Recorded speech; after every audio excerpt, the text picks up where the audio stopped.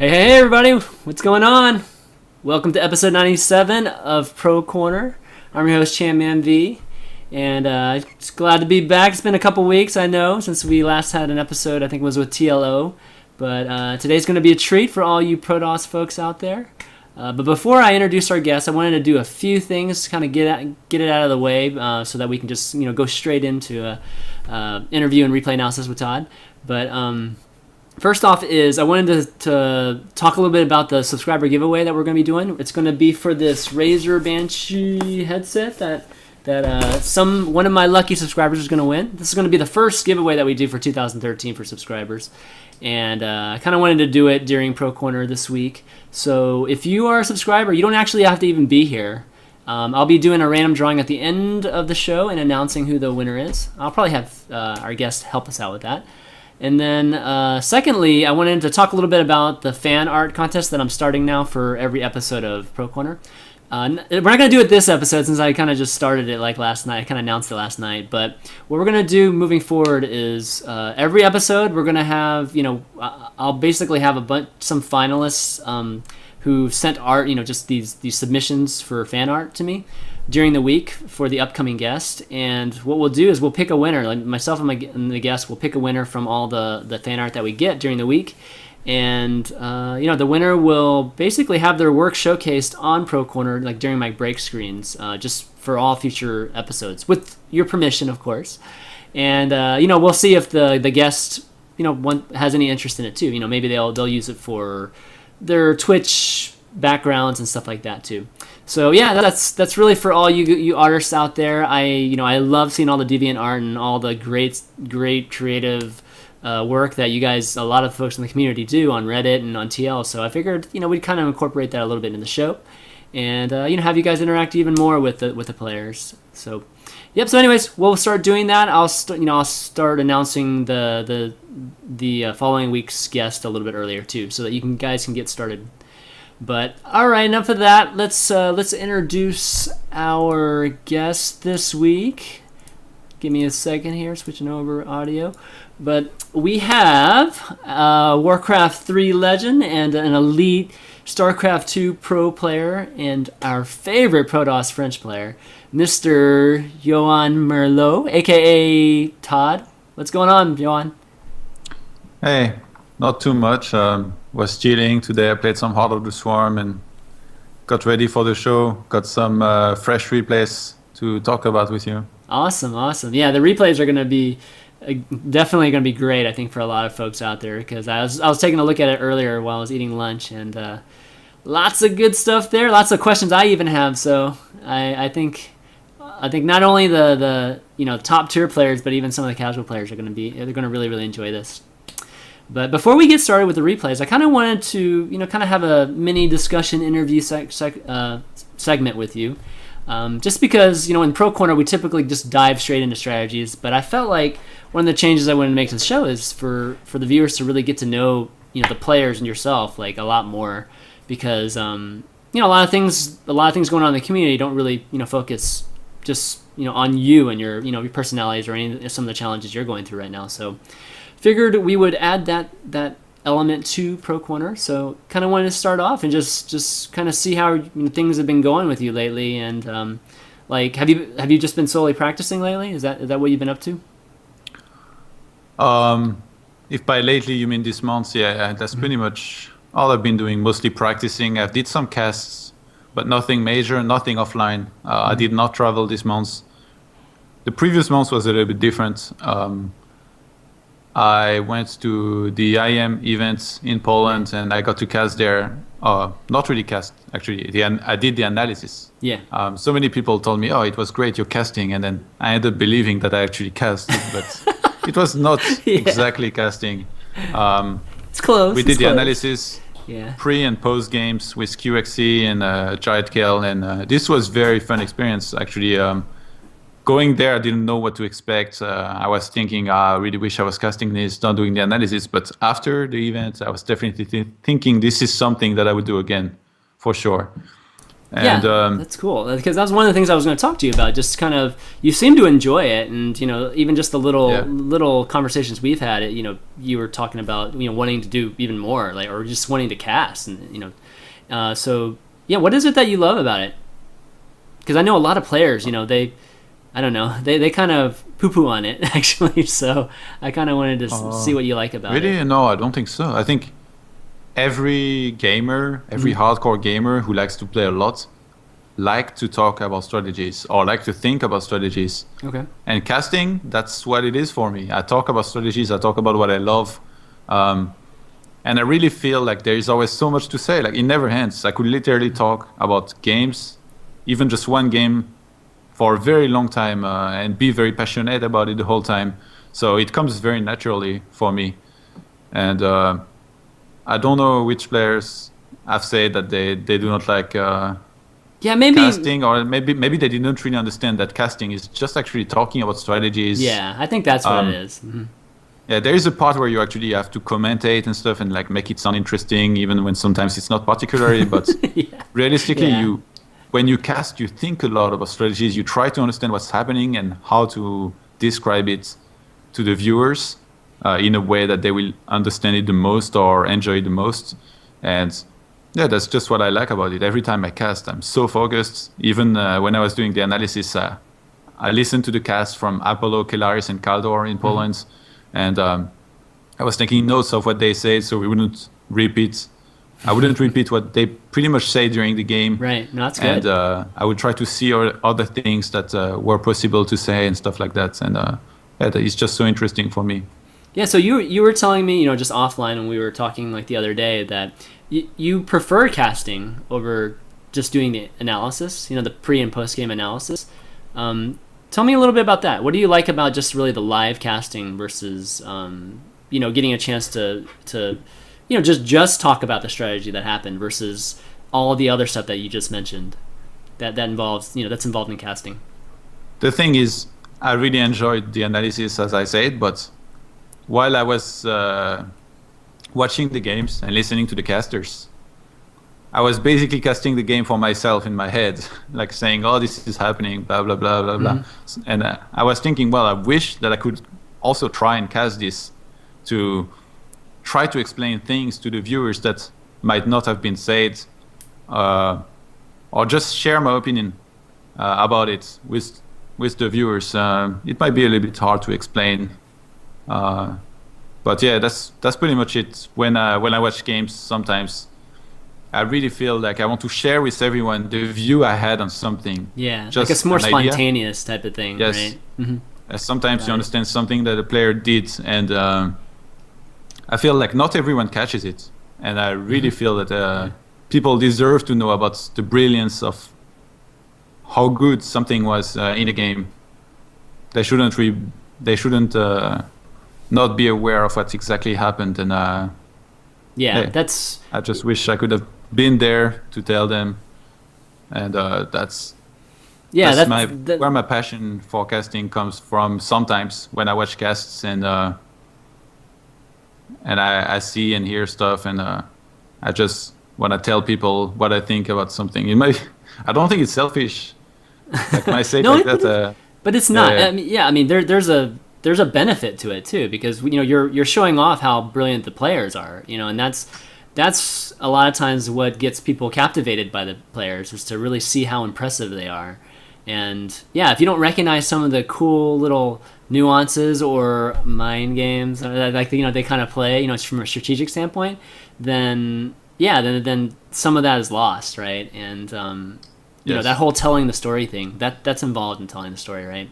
So yeah, that's really cool. Yeah, hopefully we will see you, in more things soon. Anything that you can say about that, or no? Like, will we be seeing you in more kind of casting analysis kind of roles in the near future? It's actually really hard to get jobs in casting. Oh, really? Okay. I started to figure that out. Like, as somebody who's trying to get jobs in this area, I can tell you it's very, very hard, because the established scene, the casting scene, the good casters, they're already established, and tournaments, they just if they have an opportunity between taking somebody like Day 9 or somebody really famous or me, they will always take Day 9, obviously, Right. which I understand. But it makes it very hard for me, for example, or even up-and-coming guys like Nathanias, who's in the chat, Yeah, I see, right. or, Promise. Yep, Promise. I Player think these Promise. guys are pretty good. I've heard their cast, but I feel pretty much like me recently. They haven't been getting their chance too much. Like no tournaments really hire them to cast. And when I say tournaments, I mean something big, like an offline event. Yeah. Getting one of these guys over to cast once would be giving them their shot, and then either people will really like them, or they will really not like them, or they will not care. But at least we can find out. This is very hard to make this happen for yourself. Yeah. And personally, until now, I have not really had my chance. I mean, I did some casts on back then. I hosted a little bit at Iron Squid, but that was not casting. I did some analysis at IEM, which was similar to casting, and people really liked that. But soon, finally, I've been offered to cast a pretty big tournament. I cannot say which just yet. It will be announced later on. And I feel like I will finally have my chance to show how good I am. If it happens, it's not sure just yet. And I really hope it happens. But Yeah. that's all I can say for now. I cannot say which tournament exactly. Right. No, that's great. I mean, again, like a casting role is so hard to get nowadays. I had Apollo on my other show, Climbing the Ladder, like last week, and we talked a little bit about that at the end. Just really how getting even Nathanias even called in, and we were talking a little bit about just how hard it is for casters to really break through nowadays, because tournaments just don't really want to take chances on new guys, and that's one of the things I have to applaud about IPL is that they had that casting contest where I was just gonna say that, actually. I mean, I have to give them some props for that, because that they kind of kept to their word, and they hired those guys that ended up being in the finals or whatever, or winning the contest. So that was really, really cool. So I kind of wanted to transition into a topic regarding, just really what you think of the current environment with the players and with the Heart of the Swarm and Wings of Liberty transition right now. How do you think it's been going, like the last 2 months? Do you think things have been pretty smooth, or kind of what you expected with this transition into the launch of Heart of the Swarm? I didn't really expect anything, because I had a very hard time picturing exactly what it would be like. I've been before in this situation when I played Warcraft 3 and the Frozen Throne was coming out. And I moved over from Warcraft 3 Reign of Chaos to Frozen Throne immediately when Frozen Throne came out, even though there was still tournaments on Reign of Chaos, and especially WCG. I gave up trying to qualify for WCG. And that was... I think it was before I actually became really good at the game. I became really good in Frozen Throne. So I can only wish something similar will happen in Heart of the Swarm. Okay, that's not the subject. But anyway, before, when I had the choice, I switched over pretty quickly. And now I did pretty much the same with StarCraft. So for myself, I moved to Heart of the Swarm pretty quickly. But then it was a little bit strange, because I was on route and we had a bunch of Clone Wars on Wings of Liberty. So I moved back to Wings of Liberty for some time. And then when I moved back to France and I left Root, I just started playing Heart of the Swarm again, and ever since, that's all I've been doing.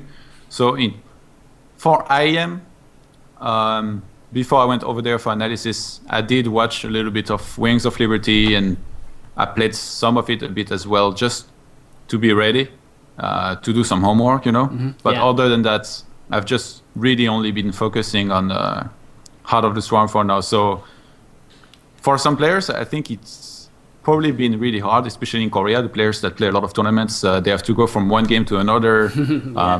We saw Curious, he was in GSL, then he had to play in the middle of that an MLG show match. Not really show match, I forgot what it's called, but anyway, he had an MLG match versus MVP, and the winner would qualify for Dallas or something. I remember that. That was weird. That was crazy. He was probably practicing a whole bunch for his GSL, only focusing on his GSL match, and that kind of sucks for him. But like at least he advanced in GSL, but he lost 0-3 to MVP, I believe. For these guys, it must have been really hard. For me, not really, because I wasn't really playing any tournaments, so I can just, wherever I have some opportunities, I can just focus on whichever game. But for some players, it was probably very awkward and difficult to always alternate between the games. But some players probably found some very good ways to deal with it. Personally, when I was playing a bunch of Heartless Swarm when I was back in the US, and I had some Clan War for Root on Wings of Liberty, I wasn't playing that much Wings of Liberty. I was focusing mostly on Heartless Swarm, because if you play a lot of Heartless Swarm, I feel like you will still kind of be good at Wings of Liberty. Yeah, it's a little crossover, right? Mm-hmm. Yeah, but the other way around is not really true. Like if you play a lot of Wings of Liberty, then you have a match on Heartless Swarm, you don't know what to do with these units. Yeah, exactly, yeah. Right. Okay, yeah, I totally get that. What do you... So do you think there are going to be any more Wings of Liberty tournaments at all once the launch comes out? I mean, I know all the major tournaments are switching, but do you think there'll still be some Wings of Liberty tournaments lingering afterwards? Once Heart of the Swarm is released, I don't think so. Yeah, that's kind of what I'm seeing too, which is good. That means it's just all the players will just completely switch over. There won't be any folks kind of still stuck in Wings of Liberty trying to win some of these smaller tournaments, I guess. But okay, good stuff. I kind of want to kind of transition into really asking you about your team situation and really just the last few months. You were on Root for a while, and then now you're not with Root. So talk to me a little bit about that. Just how your experience has been with that the last few months. Well, I've just been basically solo. Mm-hmm. I don't play that many tournaments online, and this is really how you can get noticed. So I feel a lot of people might not exactly know where I'm at skill-wise and stuff like that, especially since I've been casting more than I've been appearing in tournaments. But I do stream sometimes, and I do pretty decent on ladder. I think I'm something like top 60 on Heart of the Swarm Grandmaster right now, which does not mean much, but I do beat good players every day. So it's really up to teams to offer something. But I've talked with a lot of people, and one opinion that I value a lot is Grubby's, and he kind of suggested to me that I try to go solo, and I've been giving it a lot of thoughts. So I was working on this just before this show. I was actually starting to prepare some PDF files with like an introduction about myself and stuff to maybe send to sponsors and ask if they might be interested in sponsoring me, even something small. If I can get 2 or 3 of them, then I might be able to completely stay solo, try to represent them, give them a good image, organize some events for them and stuff like that. So have you thought about hiring an agent? I have a friend helping me, okay. But an agent, I really don't know how it would work exactly, and I'm just not very familiar with anybody who does that, so I don't know.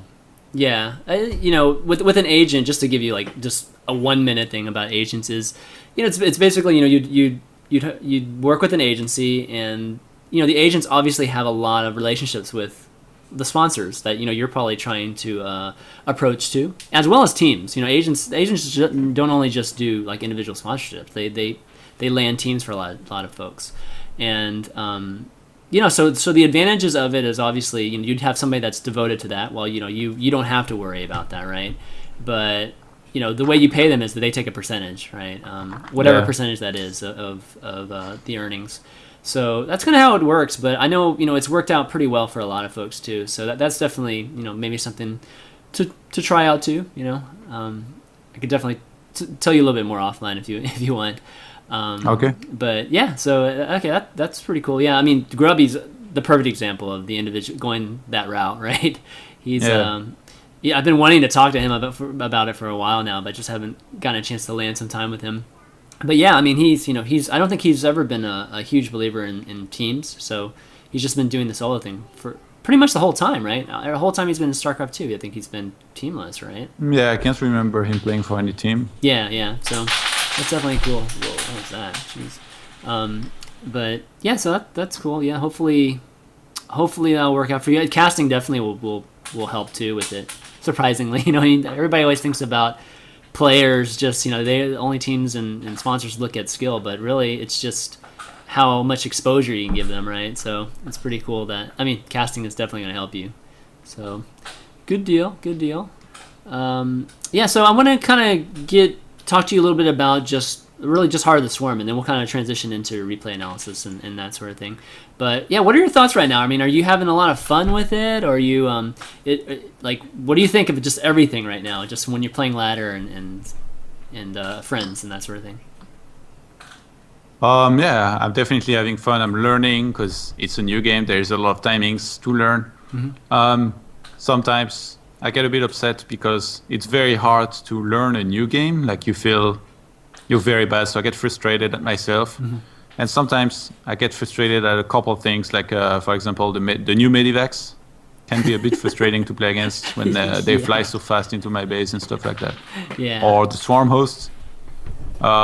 But overall, it's a pretty good experience. I really like to learn a game.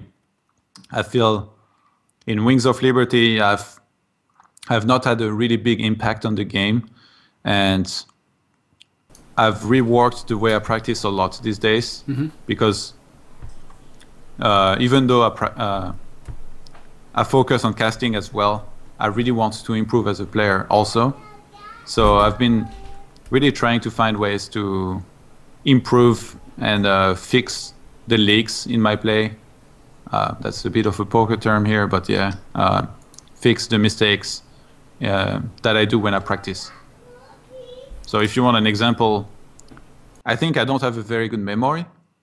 So if I go over a build very briefly, usually I will not be able to fix the problems in a build very well.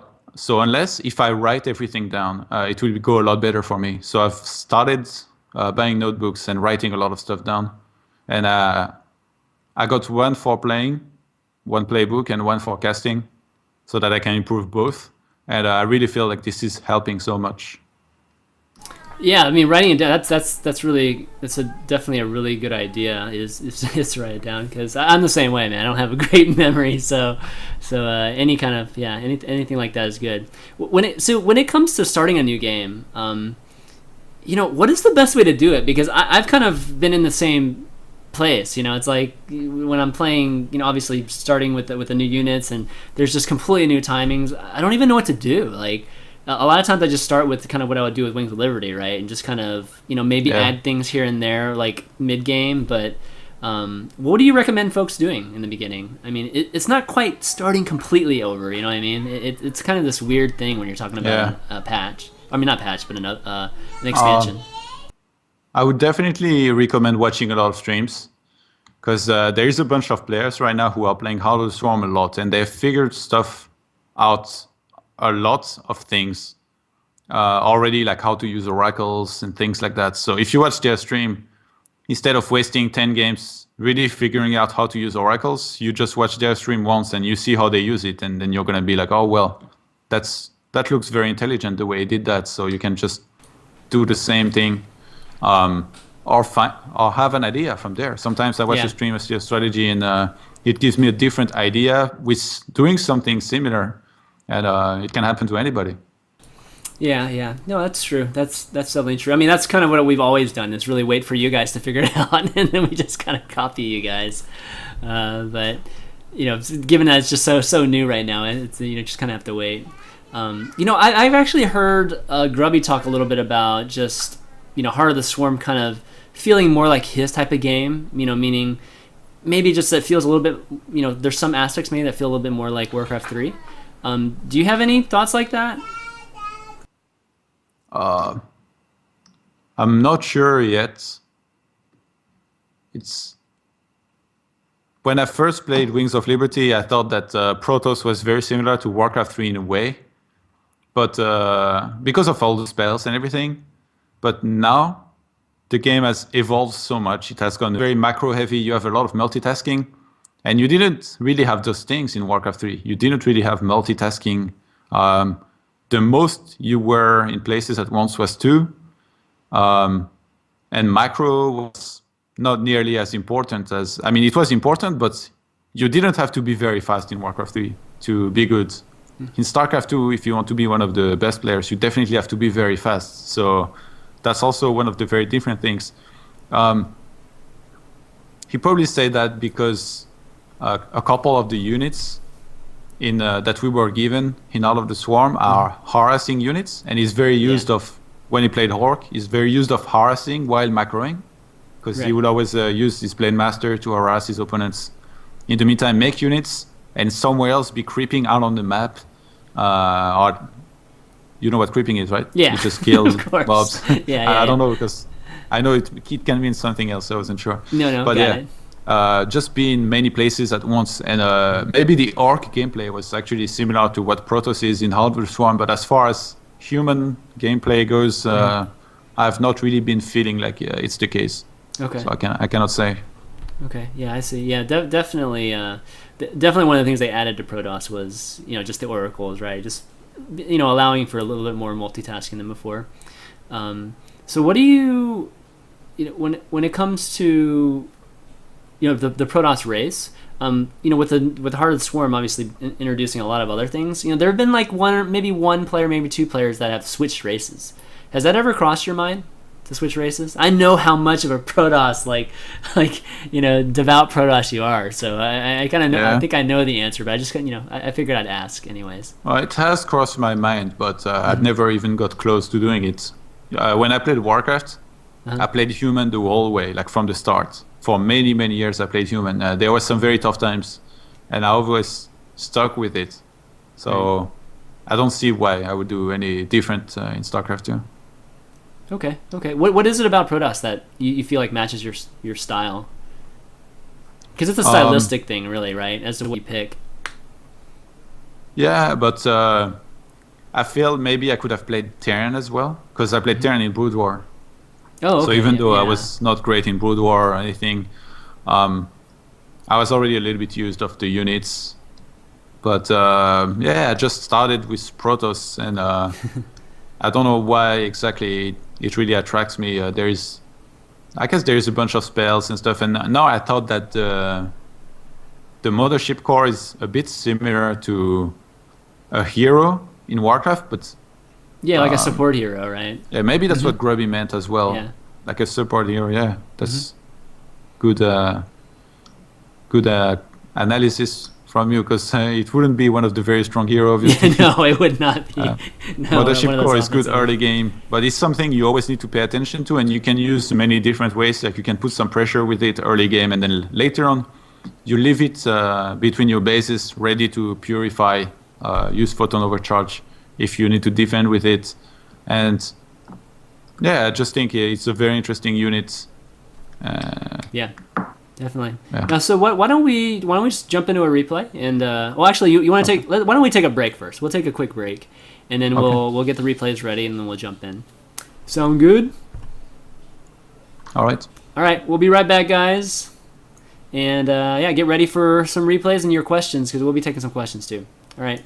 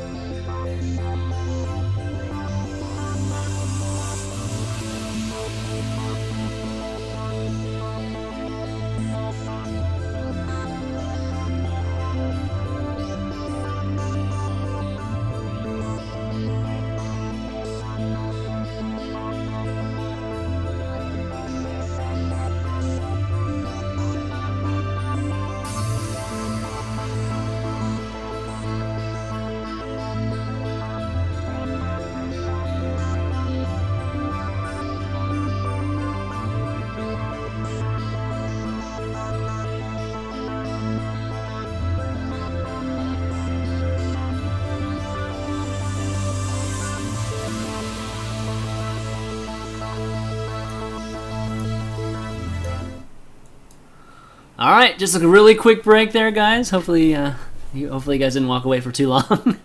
But we're going to start up a replay here. And Todd, why don't you kind of drive and start explaining it. Drive, meaning start explaining some of the strategy here. Well, this was played today. I met White Draw and Ladder. And this is Antigua. I haven't played it in a while. I used to actually veto this map on Wings of Liberty because against Zerg and Terran it was very difficult. So in tournaments I would always veto it and never play it. And in PvP it was one of my favorite maps because Blink was very strong on it. Mm-hmm. But everybody uses Blink on it. So. A lot of people vetoed it, or it was a bit ridiculous because always on Ladder I would get the Zerg and Terran on this map because it was probably their best map against Protoss, and I will never get PvP on this map, so I ended up vetoing it. But now, more recently,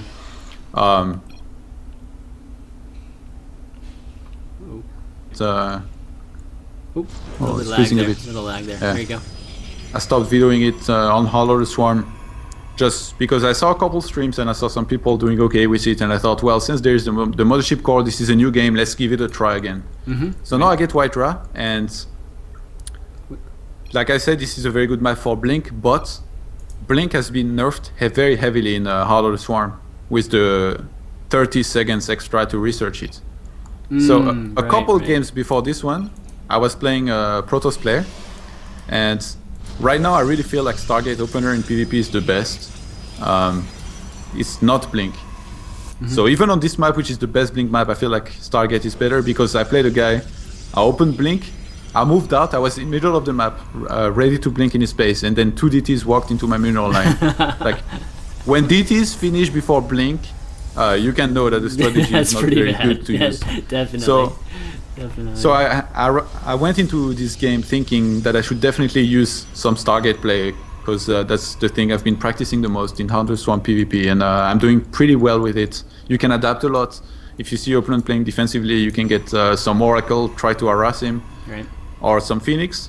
But if he's being offensive, you can just get Void Race, and you can just use them to snipe the Stalkers or do a lot of damage too. Pretty much anything your opponent can throw at you. Yeah, the great thing about this replay is that it's exactly going to show you the contrast between somebody going Blink, which White Raw's going to be going, against you going Stargate here. So that's going to be the really cool part about this. And I kind of think of it more of like you playing more of a Heart of the Swarm style, and White Raw still playing besides the Mother Core harass. He's still playing that very Wings of Liberty like Blink strategy timing, right? Yeah. What happened here, I took both of my gases at 16 so that I can do 2+2 immediately and then start saturating a little bit more. Then I did 3+3 at 15 mineral probes. I had a 16s now. My first 2 pylons, I make them near my nexus, not too far because I don't want to go too far and lose the mining time. But my third one I put in the upper right corner of my base to be able to spot anything going through there. And now since I don't scout, I'm gonna start going around my base and do some scouting, claim the middle. So, I'm not sure if it's only cross, but I think it is. I think it is now. I think it is now. So why not the pylon in the smoke, by the way? This one is better, I think. This one can see more stuff coming from the outside. If you put it inside the smoke, you see less than this one. That's true. Yeah, you don't really care what's in the smoke, right? Because they have to actually get in there first. Okay, got it. So usually, and also with this one you can warp outside very easily. Yeah. If you put it in the smoke, it will be you will have a very small space. So usually I get my Mothership Core very quickly because I have 2 gas early on. But this time I made it a little bit later because I went for quick Stargates. And now I see he wants to put pressure on, so I already added my 2 extra gates. So I'm gonna have 3 gates with Warp gates lining up. I catch his Mothership Core a bit out of position now, but it at least gives me the info that he wanted to be very aggressive, and now a pretty sloppy move. I left my Mothership Core behind. That was a big mistake. But when he was walking around this area at my natural, he saw the probe up there, and now he was thinking maybe there's a probe up there. I should clean it, or maybe there is a pylon. I could get flanked from behind if I run in too quickly. So now I already saw he had 5 Stalkers. I was expecting him maybe to warp some more and keep on being aggressive. So I warp a sentry up my ramp. And very smartly, he sees that my buildings are a bit out of position, so So he tries to attack them. I have the Void Ray. I use immediately prismatic alignments to do extra damage to stalkers, and then I end up just sniping his mothership core to deny him vision. So now he cannot attack. He has to go up the ramp, but I have a sentry, so he will lose everything if he does. I see. So now I know he cannot do damage for a while. And I don't need to remake my mothership core immedially. I could remake it now, but it I would was going to cost ask me a you lot about of that. gas. Why didn't you restart it like immediately after you lost it? Because I don't need it. Okay. I much rather get an Oracle and make sure he's in his base, because if he's not in his base, I will fry probe. So I just get an Oracle, now that I know I bought myself a little bit of time here. Okay. So I make this one Oracle, I send one Zealot to clean the pylon, and now I go over to kill the pylon, and I keep in mind that if he's here, denying this, it means he's not in his base. If he's not in his base, the Oracle is going to do damage. If he's in his base, my Oracle will pull back, and then I will get this pylon here and clean it. Right. So it's win-win, lose-lose, but in the end, it's better. Like, if I can adapt well, it will be better for me as well. So now I fly into his base. I see he's upgrading Blink, and I'm just gonna start getting a bunch of probes. There you go, 2, 3. It's pretty good already. And all I had seen was 2 Stargates, probably a third one. I saw he was upgrading again. Now I see he has no expo, so I think, well, he wants to put a big pressure on Orlin. I immediately cancel my natural, Yeah, I was gonna and ask I'm gonna start getting as many units as I can. I have 23 mineral probes in my main, almost perfect saturation, and I know I'm ahead economically, so I just need to hold whatever he can throw at me. My mothership core, it does not have 100 energy just yet, but I'm on the high ground. I have 2 Void Rays already. Those do very well against stalkers. I'm gonna keep up the Aras in his base, just to see if he's coming back or if he wants to keep on putting some pressure on. Yeah, and I'm buying myself love. Killed 9 now, and it's still alive. And for those who don't know about the Oracle, I mean, you need energy to actually do the Yes. What's the power called actually when they're shooting? I forget the actual name of the power. Pulsar beam. Starbeam, yeah. It just actually doesn't show you the name of it right now in the replay. Pulsar beam. Oh yeah, you need to activate it. Oh, you have to activate it. Okay, I need to do that later in the UI. Okay, so now you have Void Rays and yeah, I did a couple of gates. I even went up to 5 gates because I thought if he goes down my ramp, like I thought since I did damage, he has to make damage himself, because he's really behind right now. He has to make something happen. So I was really expecting him to try and do something, and I was anticipating him to come down my ramp and snipe my gate, the right one. Yeah. You know, and because of that, I made a gate in advance. I went up to 5 gates, but then when I saw he wasn't attacking and he pulled back, I canceled the 5th gate because it was useless. And you see that pylon that's over here? I was warping in Zealots and queuing them all the way up and then all the way right into his base. And he caught one of them. So that's when I saw his stalkers were at this position, and I knew that he's not trying to be offensive anymore. So I canceled again. So this is very adaptive play that I'm using in this game. I see. So now I fly into his base again. I have my Oracle. I know he's already behind. I want to put him even more behind. I don't want to wait. Yeah, so he seems really indecisive in this game, because he didn't even throw down an expo either at all, like ever. So it's he didn't have the money. Yeah. So I went into his mineral line and killed a couple more probes, and now he's down to 17 probes to 30. So he's really far behind, and I know it. I know I have enough army to probably take an expand and defend it. So that's what I'm gonna do. I'm starting to take expand. I have more than 100 energy. I can use photon overcharge, not at my expo because it's not finished yet, but with my Void Race, I'm feeling confident against his stalkers. And you see I sent a Zealot again with that one pylon that I had up there. I walked one earlier, I sent it all the way up there, and now I'm sending it to his base. This is so good to do this in PvP when you know your opponent is putting pressure on. So now I move out and I start attacking his stalkers. I lose one Void Ray immediately, but it's okay. And you might wonder, what if he goes DTs? Well, if he goes DTs, I have stalkers at my ramp, I have a sentry ready to force field and buy myself some time. I can just get an Oracle, which takes 50 seconds to build, but I can chrono boost it, and then I will have detection for 1 whole minute when I have an Oracle. That's why I didn't make Robo, because I don't really need it. I see. So yeah, that's so important now. I mean, the detection on the detection ability of the Oracle is huge now. Yeah, it's very important. That's why I opened 3 gate and 1 Stargate, because I know I can defend against DTs. So I'm gonna bring it back a little. So now I felt confident enough to fight his army, but like I said, Antigua is the best map for Blink. Why? Because if you move out and your opponent has blink and you don't, he blinks into your main and makes a mess. Yeah. But now I was aware of that. I played so much blink on Antigua that I know a lot of ways to play with and against it. So that's why you got that's why you got the void rays and. Yes, I got the void rays in general just because they are so good against the stalkers. But now I ended up realizing that even if he blinks inside my base now, yeah, you see what I'm doing? Look at my 4 gates. I'm not warping in units on purpose. I'm waiting for it to blink in my base, and then I will warp and I will have my void rays in support helping plus my mothership core. Nice. So when did you make that decision? Like, at what point did you make the decision? Okay, just on the fly. When I moved down my ramp, I knew he was gonna do that, and then I decided that I didn't make it like 2 minutes in advance, just last minute thing. And now it does end up linking up, and it's gonna be able to kill my void rays, at least most of them. But he lost all of his stalkers. He lost. Yeah. He's gonna escape with 2 of them.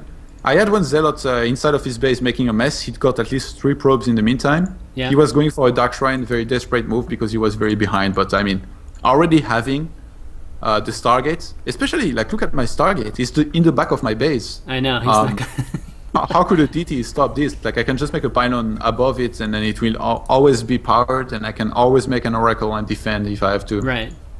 How fast is an Oracle build? It's 50 seconds. Okay. Yeah, that's not terrible. Not terrible. Yeah, I mean it's nice, but it's nice that you can commit to Stargate and still be able to defend. You know, something that you would typically have needed a robo for, right? So kind of gives you all more dynamics from a strategy standpoint. That's cool. Yeah, so that was really cool. That was really great. So one thing I want to ask you too is that you know you casted gosh, I'm just having a brain fart. The slowing what's the slowing ability called for the mothership core? Time warp. Time warp. Yeah. So you casted time warp there on the blink stalkers. Does that actually do anything to them? Like if they're not going to move, right? But, okay. I was hoping that those that are a little bit too far from the ledge, they take a longer time to get close enough to the ledge that they will blink down. And it ended up working because one of the stalkers got stuck in that small platform between the low ground and the high ground. Oh, I see. Yeah. So you see, it was maybe a bit too far. Maybe it was the left one. Yeah, right there. Yeah, it had to be this the left one. It had to be the furthest one. Yeah. So you would have had to walk, and maybe you would have died in the meantime. Yeah. No, that's good. I mean, that's exactly why I asked that. Good stuff. Okay, yeah, I really like the just kind of the decision making, the dynamics of you making reads based on whether your zealot was going to be like where his stalkers were based on like little moves that you made, right? Where a zealot was attacking a pylon, or where even some cases it was just like mostly your zealots that you had sent around the map. So that's really cool. And I saw all of his proxy pylons very early on, so I knew he wanted to be very aggressive. People don't make pylons near your base like this when they don't want to be aggressive. That's true. So that was a lot of big hints. That's true. Okay, good stuff. Good start. That was PvP is so what do you think of PvP now? Do you think it's feeling a little less coin flippy now than it used to be, or it's still pretty random, I think, but I'm not sure. Maybe a bit less than before. Okay. But the DTs having changed can be a big deal. I feel like we have more options now in general, especially with hallucination. So, for example, you could go for a build where you get a very quick sentry. Yeah. And if the opponent is aggressive, well, you can use it to defend. If he's not, guess what? You're going to scout with an hallucination very early on. That's true. That's true. I played a game early on Cloud Kingdom where I was going very quick DTs. And this one guy, he had an hallucination in my base like very, very early. So I don't know what his build was, but I will definitely check it out later. And that seemed to be one of the very cool things that you can do. Just because when you choose what you will take for, usually, you will not know yet what your opponent's going for. Yeah. But if you get a hallucination very early on, you can start transitioning into anything else that you want. So, like I said, Stargate right now seems pretty decent against at least everything. It's good against RoboPlay, obviously. So that's why I use it mostly, because it feels kind of good. Kind of just against safe. Everything just in general. If the opponent, if the opponent goes Stalker, you get Void Race. If he goes DTs, you get Oracles to detect. You can go counterattack against almost anything, even against Phoenix. Phoenix, if you have one oracle, you can try to basically reach his mineral line without meeting a phoenix. And if you can do that and you kill at least 5 probes, you're ahead. Yeah. It's as simple as that. You will be 1 phoenix behind, but you have photon overcharge at home and usually at least 1 or 2 stalkers on the ground while you're making phoenixes yourself. Yeah. So there's a lot of good moves to be made here. And that's true. That's true. The matchup has not been figured out yet, but it feels more skillful than Wings of Liberty, at least for me.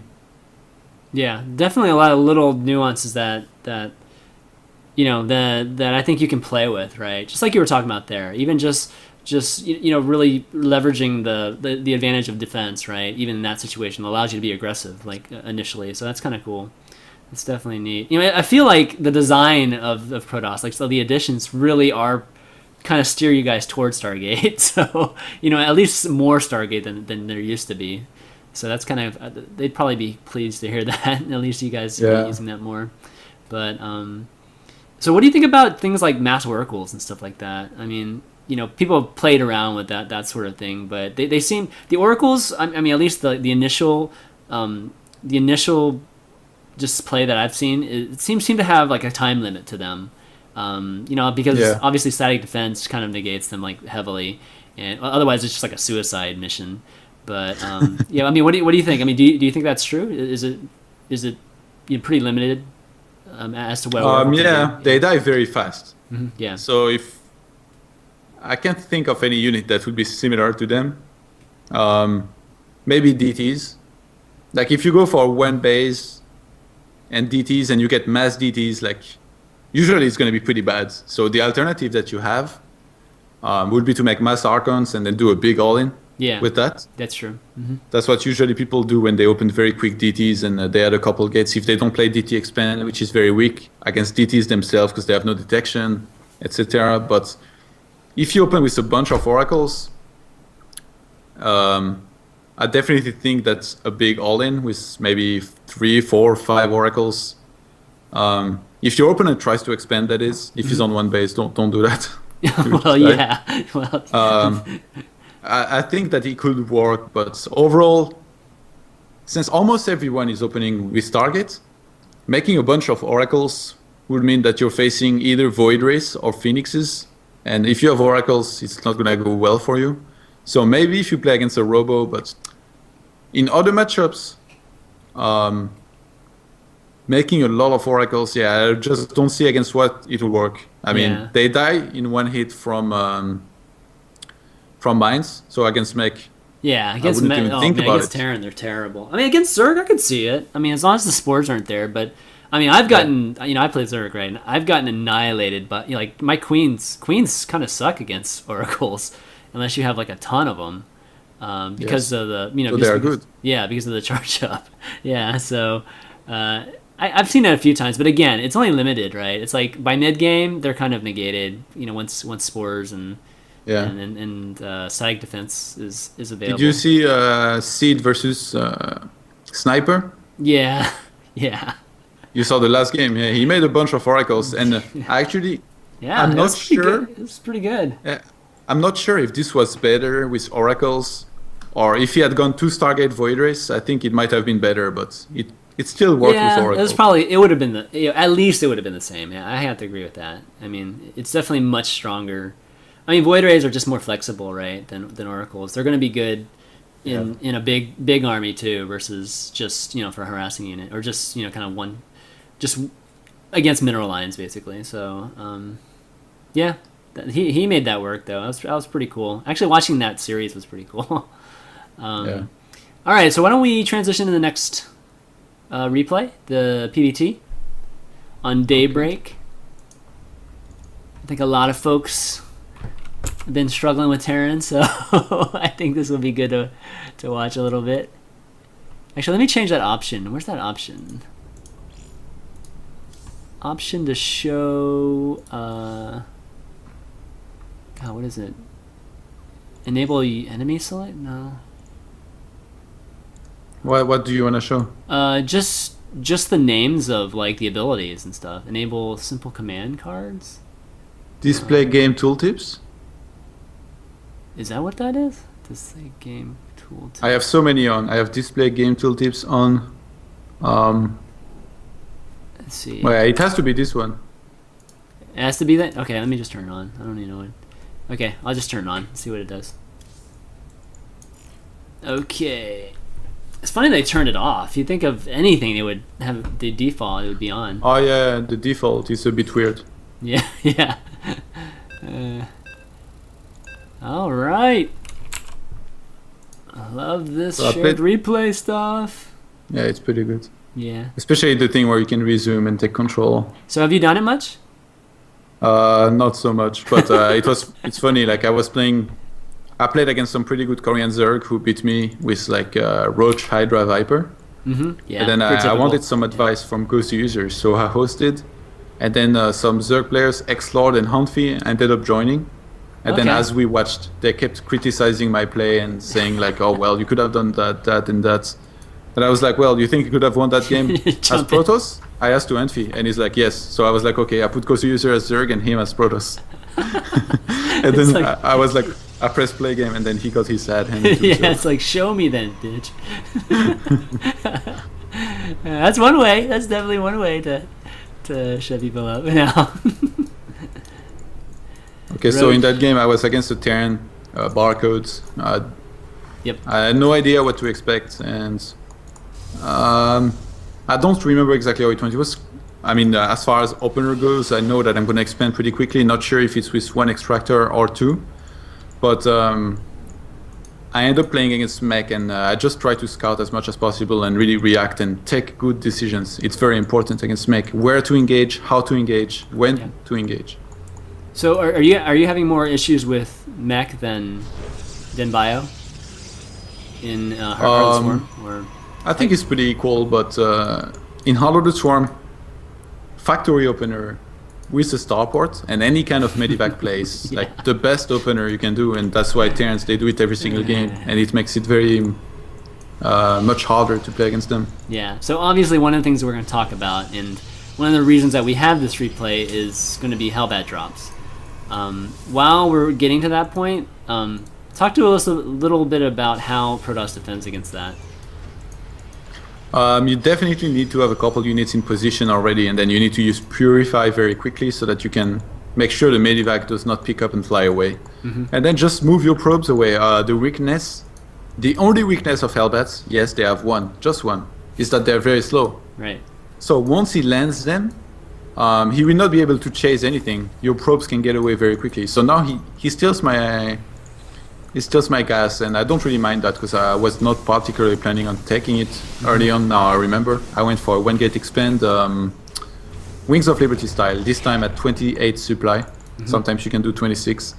And I did not scout because I felt like a lot of Terrans, they can just wall anyway. You will not be able to get in. If I really want to scout, I can send my Mothership Core in, but I need to be careful for mines, obviously. So usually I just sack my Zealot, my first Zealot, to be able to scout. So I get extra money in start, but then I sack my Zealot. I see if they have expand or not. Okay. This is still pretty okay trade. So now I made my Nexus, I take second gas immediately. I made my core very quickly just after my Stalker to see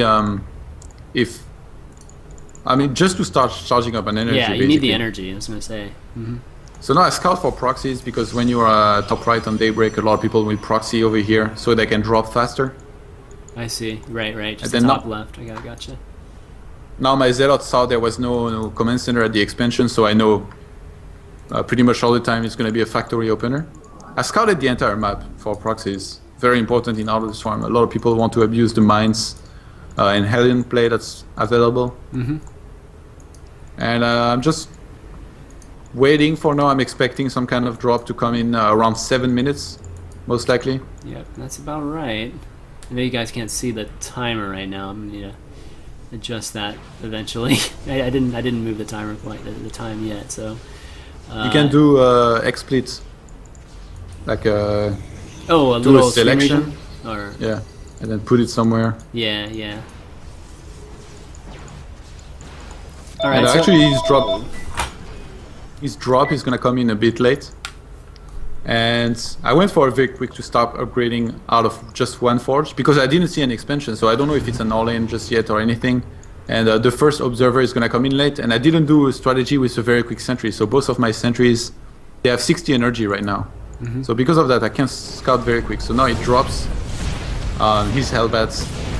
I use Photon Overcharge immediately. I target the Medivac manually to make sure he does not escape. He's gonna escape, but it has too little HP to drop again. Yeah, it's true. He's gonna have to go repair it, right?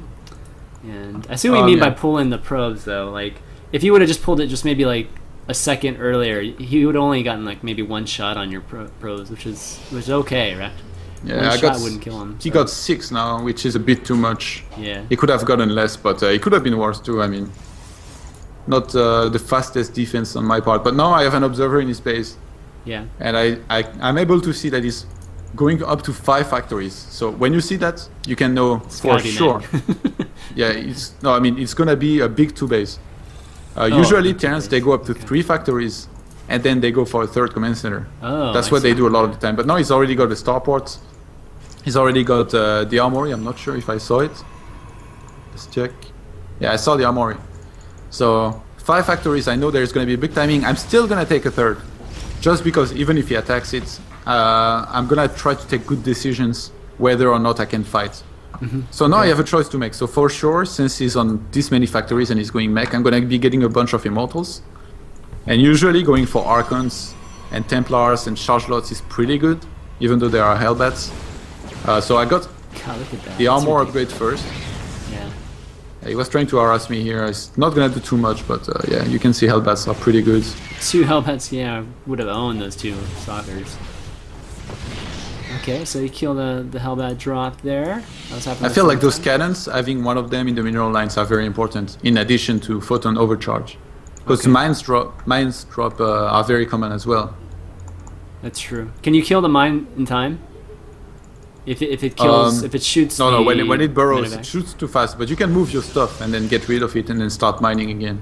Yeah, it kind of sucks to lose mining time, but yeah, I just kind of want to know, just so you folks know the order. You know, you have to pull first and then get rid of that thing, because you know, if it could kill the medevac and kill the mine in time before it shoots, then that'd be nice. But it doesn't sound like it. All right, so you know he's going mech. You know it's probably gonna be mines and tanks and Hellbats. So you're just what's your composition to beat that? It's just gonna be purely mass immortal. Is that a bunch? Yeah, I will make as many immortals as I can, but I will also go charge loss and archons. Okay. Just because that's gonna deal really well with mech in general, just like it did in Wings of Liberty as well. Right. The archons, charge lot are gonna tank so much damage. Behind this, you can have just a couple stalkers and immortals doing the work. And without Ghost, it's just so hard to deal with this army. And since he doesn't have bio, he cannot kite as well. Right. So that's the main thing here. And now I saw he had made a couple of Vikings, and I was pretty happy about that because I had no intention to go Colossi against this. Yeah, I mean, but the Vikings could be just to kill observers, though, right? I mean, he does have mines. I don't think making 3 Vikings like this is worth it to kill observers. Yeah, 3 is probably overkill. Yeah. I think if he really wants to kill observers, he could just attack, try to siege like he does now, and then when I attack, do a scan and then try to blow up my observer. Yeah. If it's too close in range, like if he notices it. But yeah, getting 3 Vikings is definitely a bit overkill. Like I'm not gonna engage into mines if I don't have detection, obviously. So I could just pull back, wait until I have another observer. He's not gonna scan for each one of them. So now I have charge on the way. I got level 2 armor started. I already made +1 attack, and I'm just gonna sack my 3rd. His army seems too big, and you see he has a supply leader actually, just because of all these reactors. And he made more walkers than me. I felt very unsafe this game, so I cut walkers early on at 54. He's still making damage, so he's at 65. So now he finally engages. Just gonna use time warp, not really useful here. He's not gonna try to retreat anyway. He's gonna fight until he loses everything. Yeah. And I ended up cleaning pretty decently. You see those immortals and archons. He really does not have anything to kill them without. Yeah, they don't tank well against Archon and Merlo. Nothing tanks well against it. And it was pretty good for me. I just lost the shield on 2 of those. And now first reflex, I'm gonna retake my 3rd. I know that upgrade-wise, I'm doing pretty decent because I have 1-1 and I have the 2 armor on the way. But he was actually 2-0, I think. Yeah, he was 2-0 already. 2-0. Yeah. And I knew he was on 2 base. I knew his 3rd base would be late, and I knew, even though his economy might be okay, DTs can be good in this situation, especially since the shrine is 150 casts. So I go for a dark shrine. Yeah, that surprised me when you did. That's pretty cool. And you see I have pylons everywhere at 12 o'clock. And this pylon is very good because it allows you to see when your opponent is dropping in your main. I know that's exactly what I saw. And this Hellbat drop, actually only killing 1 probe, was pretty good for me. It allowed me to catch up a little bit on supply. And I'm really starting to have a lot of immortals. It's going to be very hard for him to deal with this. He's getting a lot of mines and tanks, but it's hard for him.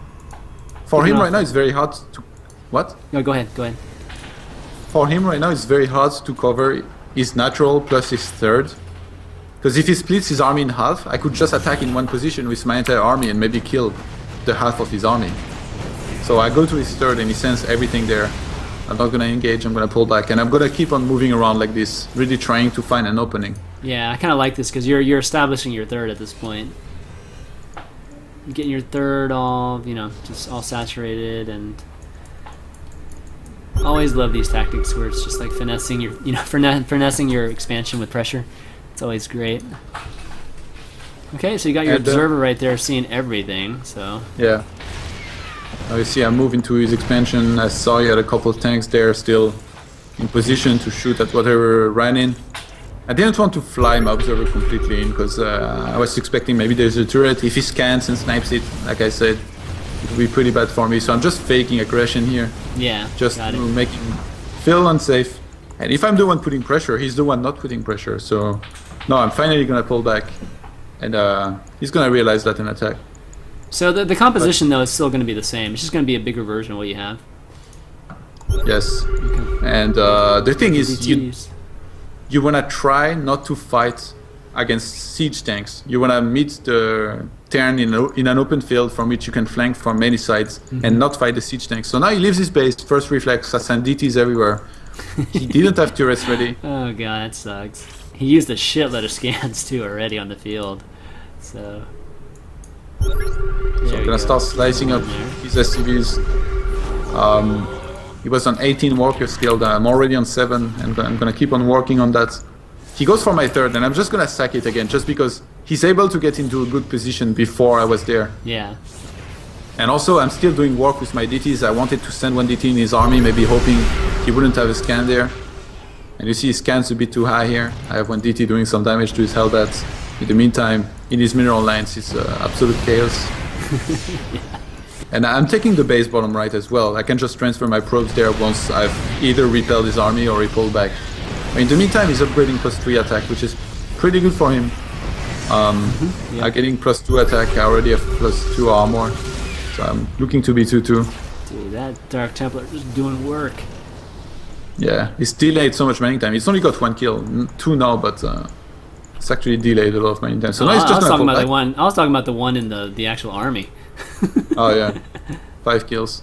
And the thing is, he killed my base, but he's been far away from home for a long time, and the reinforcements have not been coming in because they have been defending against the DTs. Yeah. So now his army was actually way too small to fight my army head on. So he has to pull back and go home. And I welcome this, of course, because I'm just gonna re-expand again the turn nexus at my 3rd. And in the meantime, I'm gonna do a transition with 2 Stargates. I want to go into Tempest. Because I feel like if he moves out, I have enough tech and ground and upgrades to deal with the ground army. But ultimately, if I can get Tempest, I will almost auto-win. And with Warpin, I have a lot of gates. Yeah, Tempest is like the direct counter to this mech army, right? I mean, there's just nothing to kill it, so... So I have 9 gates. I know I can be maxed, and then I can just remake army near the fight and kill almost any army he can throw at me. Okay. So I'm feeling safe enough to take 2 Tempest at this point. So, and that's exactly what I'm going to do. So what could get your army killed? Like, what's the bad scenario for you right now? Well, since he's 3-0, his army is actually very scary. Right. And he didn't do it this game, but doing something where if he had ghosts, maybe it would be good for him, and doing something like some very good move, like some very good fight for him could be scary. So that's what I don't want to let happen. So now I catch him, you see he wasn't sieged. Like he sieged all of his tanks next to each other when I had already engaged. So like, even if I lose this fight, I'm gonna kill most of his army almost every single time. And behind this, I can just get either Void Rays plus Immortals plus Zealot Archons, or almost anything. So wait, so are you focusing tanks here, or are you just A moving here? Yeah, it's pretty much a move here. Like you can try to manually focus some, but if you focus the tanks, you're just gonna walk into the mines. So now it was pretty much a move, and just try to get a good concave, like spread out units a little bit. Okay. All right. Okay, so now I'm you got gonna try to demine the field. He's trying to burrow inside of my army. I'm surprised he moved on. I mean, they were already ready to go, so it's really good timing there. All right, so you just cleared out his entire army, and now you've got mess. Well, you've got 2 Stargates going. Yeah, and I still need the fleet beacon. Yeah. Gonna make it now. And economy-wise, he's down to 45 SCVs thanks to my DTs from earlier. God, you killed 37 workers earlier. I'm up to 68, and I got like my bases well saturated, so I'm gonna have a good income here. Yeah. So again, I'm gonna move out, but again, I have no intention of fighting. I'm just poking. I don't want to engage into a big fight now. It will be a bad time. I'm just starting to remake my army. I have no Archon in my composition. My mix is not good. So and you see I'm sending a couple Zealots on the left-hand side of the base. I'm just trying to do some multitask here. Yeah. So I mean, at this point, you're really just trying to buy time for, basically the Tempest, which is pretty much checkmate for him, right? I mean, he can't do anything against that. So, yeah, it would be very difficult. Yeah. Got it. Okay, so you're actually pushing into the middle here. Wow. Okay. Wow, you did. Yeah. You actually took out the command center. Yeah, I was surprised he didn't lift here. It was definitely a big mistake by him. Nice. And in the meantime, since I saturated my bases so well, you see I'm on 6. Look at his income, right? Press I. Yeah, it's like a fourth of yours. So I'm gonna go into 3 Stargates, Tempest, and right now it's very difficult for him because he could all in with all of his army, but I know exactly the size of his army, and I know that this is his most likely move. So that makes it just that much weaker for him to do that, because I will be fully expecting him. I can warp units, I have the defender's advantage. So he decided instead of that, even though he was really behind, instead of all-in, he decided he was going to try to retake his force and restabilize and come back, maybe with a big attack when he would be maxed. Yeah, you don't really have too many good decisions there to make, so yeah, either one is pretty bad here. And then now your first two Tempests are out. So what do you think's the right number to go so that he can't respond at all with Vikings? Like how long do you hide your Tempests until you show him? As long as possible, to be honest, in that game at least. Mm-hmm. If you can get many of them and your opponent doesn't know about them, usually it's checkmate immediately. Okay. But I mean, sometimes you might have exceptionally a game where you have a context in which you have a very small window with which you can do damage. Like, your opponent has a couple starports and then you get a few Tempests, he has only ground, you're like, well, it's now or never, so then you go forward. But this is not one of those games. He has only one starport with a tech lab, and he's only making tanks and hellbats, so it's very important for me to hide my Tempests. I mean, if he can attack into me, his only anti-air will be those 4 Vikings and a couple mines, which is a dream scenario for me. That's pretty much what's going to happen soon. Man, so he's hating DTs, man. Yeah. Your DTs are just causing so much havoc. He actually had a couple of good mines here in position, ready to detonate on those units, and he was able to defend very comfortably. But I mean, I got the middle base, and even though I'm going Tempest, I'm gonna keep on adding ground units just to make sure that I can get maxed as soon as possible and starting some extra upgrades. Yep. I'm getting the shields level 1 so that it can benefit a lot my Archons. Yeah, talk to me about shields. Like air weapons. Are the shield upgrade any better in Heart of the Swarm? Like, I mean, from a higher priority standpoint, do you prioritize it any higher? No, I think it's almost the same. If you go air, usually you will make you only have 1 cybernetics core, as opposed to when you go forge you have 2 forges. Yeah, so if you have some extra money, you can get shields pretty early. But it's mostly good for Archons, I feel, the shield upgrade. Yeah, for sure. On Archons, it's very, very useful. So when I get a couple Archons, I usually almost always get shield. Yeah, Archon's got a nice little upgrade too. Let's see. And now I see him move out finally. Oh god, this has got to be the worst feeling ever for Terran. Coming up right here. I put the vision on him. Okay. And then you can see exactly, like, he's fully expecting a ground army with maybe some Colossi. He was not expecting Tempest at all. Then he just starts getting shot at. He has to go forward. But what are those blue flame-throwing looking shots? Oh crap. Here comes the GG. That's gotta be that's the most helpless feeling. He can do. He has to go into the Nexus, at which point I can just send my whole army in and crush him. I mean, how many? So you had 11 Tempests. I mean, how many Vikings and battle cruisers does it take to kill 11 Tempests? I mean, is there anything a Terran can do when you get to that army? If you get 11 Tempests, it's very hard for a Terran to do anything. They will need a lot of Vikings, and probably a couple Ghost to EMP would really help as well. And that's true. Some bio on the ground that can attack air. But the problem is, the Tempests themselves are not that strong. It's just Tempest with ground unit. How do you attack? You have a crap load of tanking units, so I mean, that's pretty bad for him. In the very late game, if you can get a lot of Tempest, as well as a couple Storms on the ground, there is not much you can lose to. It's basically like Wings of Liberty, Mass Carrier plus Storm, except better, pretty much. Right, yeah. No, I hear you. Okay, well, that was a really, really good one. Really cool replay there. You played that really, really well. The DTs, man, havoc there, man, bought you so much time too. I felt like it just gave you so much slack to do, a lot of things, right? Just that harassment with the DTs, and not only harassment, you actually did major damage too. So yeah, really good stuff. It was very fortunate for me that the way he went for a 2-base big attack, his economy wasn't that great. He dumped all his money into his units, and then I ended up holding him, retaking my third. So I knew he probably didn't have the money for turrets. But in a very passive game, it's the same thing against Zerg, actually. In a very passive game, you cannot expect your opponent to pretty much be maxed and also have the bank to make enough defense to defend against DTs. Right. So just because this was action-packed, when a game is action-packed like this, you can expect your opponent not to be ready for DTs a lot of the time. Right. Okay. Well, we still have some time, but you know what? Why don't we take one question and then we'll try to go into that Sage one. I know you've been wanting to go into that Sage replay, so why don't we do a little bit of that? But let's take a question here from chat. My chat's been freezing, so I don't know if you want to ask a question, if you want to ask ToD about any of these last two games that we went over, go ahead and call in. My Skype ID is ChanmanV, and we'll kind of do it that way. My stream chat is messed up, I think.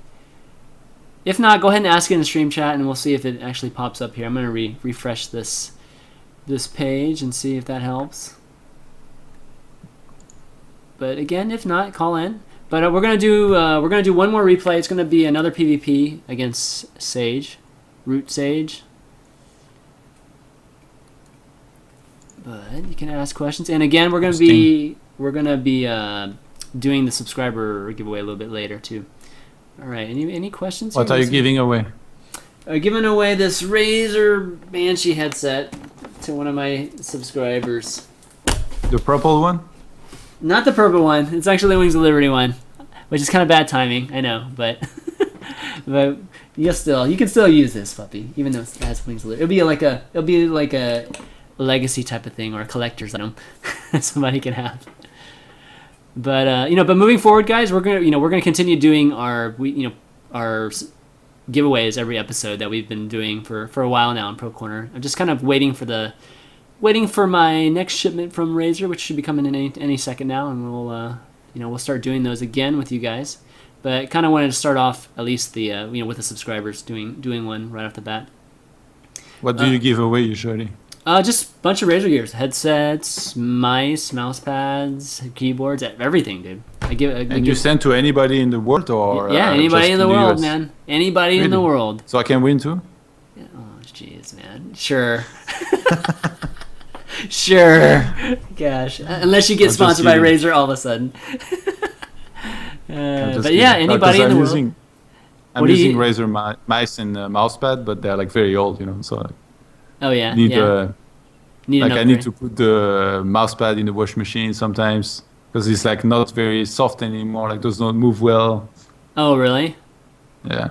Oh, Because geez. you know, like I always eat in front of my computer. Yeah, I do too. Every meal, I'm watching streams. I'm catching Yep. up with VODs. I do the same Like thing. there is always like some like bread or something, stuff like that that drops onto my mouse pad, and then Oh, it yeah, just yeah. It makes it becomes like rough and stuff. Yeah, I know yeah, what you bad. mean. Okay, I invited you. Okay, let's start it up. I guess there's no questions. We'll just do Q&A like after this, and you guys get your questions ready because we'll be taking calls and stuff right after this one. But we're gonna go into a game, another PvP with Sage, but this one's gonna be a little bit more crazy, not as concise as the one with White Raw. Yeah, I was pretty confused during that game. I'm not gonna lie. I think this game, just to give a little bit of a tiny bit of spoiler of this game, I think you build like every single unit in this game. Maybe not a carrier, maybe not a carrier, but every other Protoss unit I think you build in this game. Yeah, it's quite a long game, so I'm gonna fast forward Okay, sounds good. in the beginning here. You like this So I map? open. I mean, I like the way this map looks, but as far as the overlay goes, it's definitely not one of the better maps for Protoss because you have a very wide space at the expansion, no ramp, Yeah. and then the third is like wide open as well. So that's never good for Protoss. Yeah, So against I went Zerg for would be hell. Yeah. I went for gate 13 and then double gas 16, which is the very good double gas build you can do. As soon as they finish, you can do 2+2 immediately. Right. Start my core. And a You good going opener, Stargate? I feel. Are you going Stargate on this one? Yes. Okay, cool. A good opener, I feel, is one Zealot into 2 Stalkers and very quick Mothership Core, and then you can make Stargate and add 2 gates. Just because you're going to be safe against almost everything, you get the Mothership Core very early on. These can start charging up on energy. Okay. And remember, since your opponent cannot warp up the ramp, he cannot make a pylon down your ramp and warp up there. So he's going to have to make his pylon pretty far away. So every kind of 4-gate or rush will come later on. So if you get a very quick Mothership Core, I feel you're almost safe against anything. Right, right. That was the point of the Mothership Core, is to prevent that So sort of thing. So, He goes for the quick 2 gates with a late 3rd gate. And I added my 2 gates first, and then I went for the Stargate.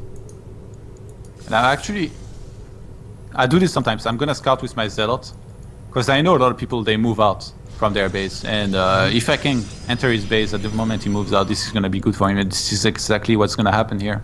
yeah. In the meantime, I'm getting a pylon at my ramp. And now my Zealot is gonna reach his mineral line. Yeah, and the I'm great thing getting my about this full is throttle. too is that he has to use a warp in to stop this. So, even if he was going to be aggressive, like he can't be as aggressive right now.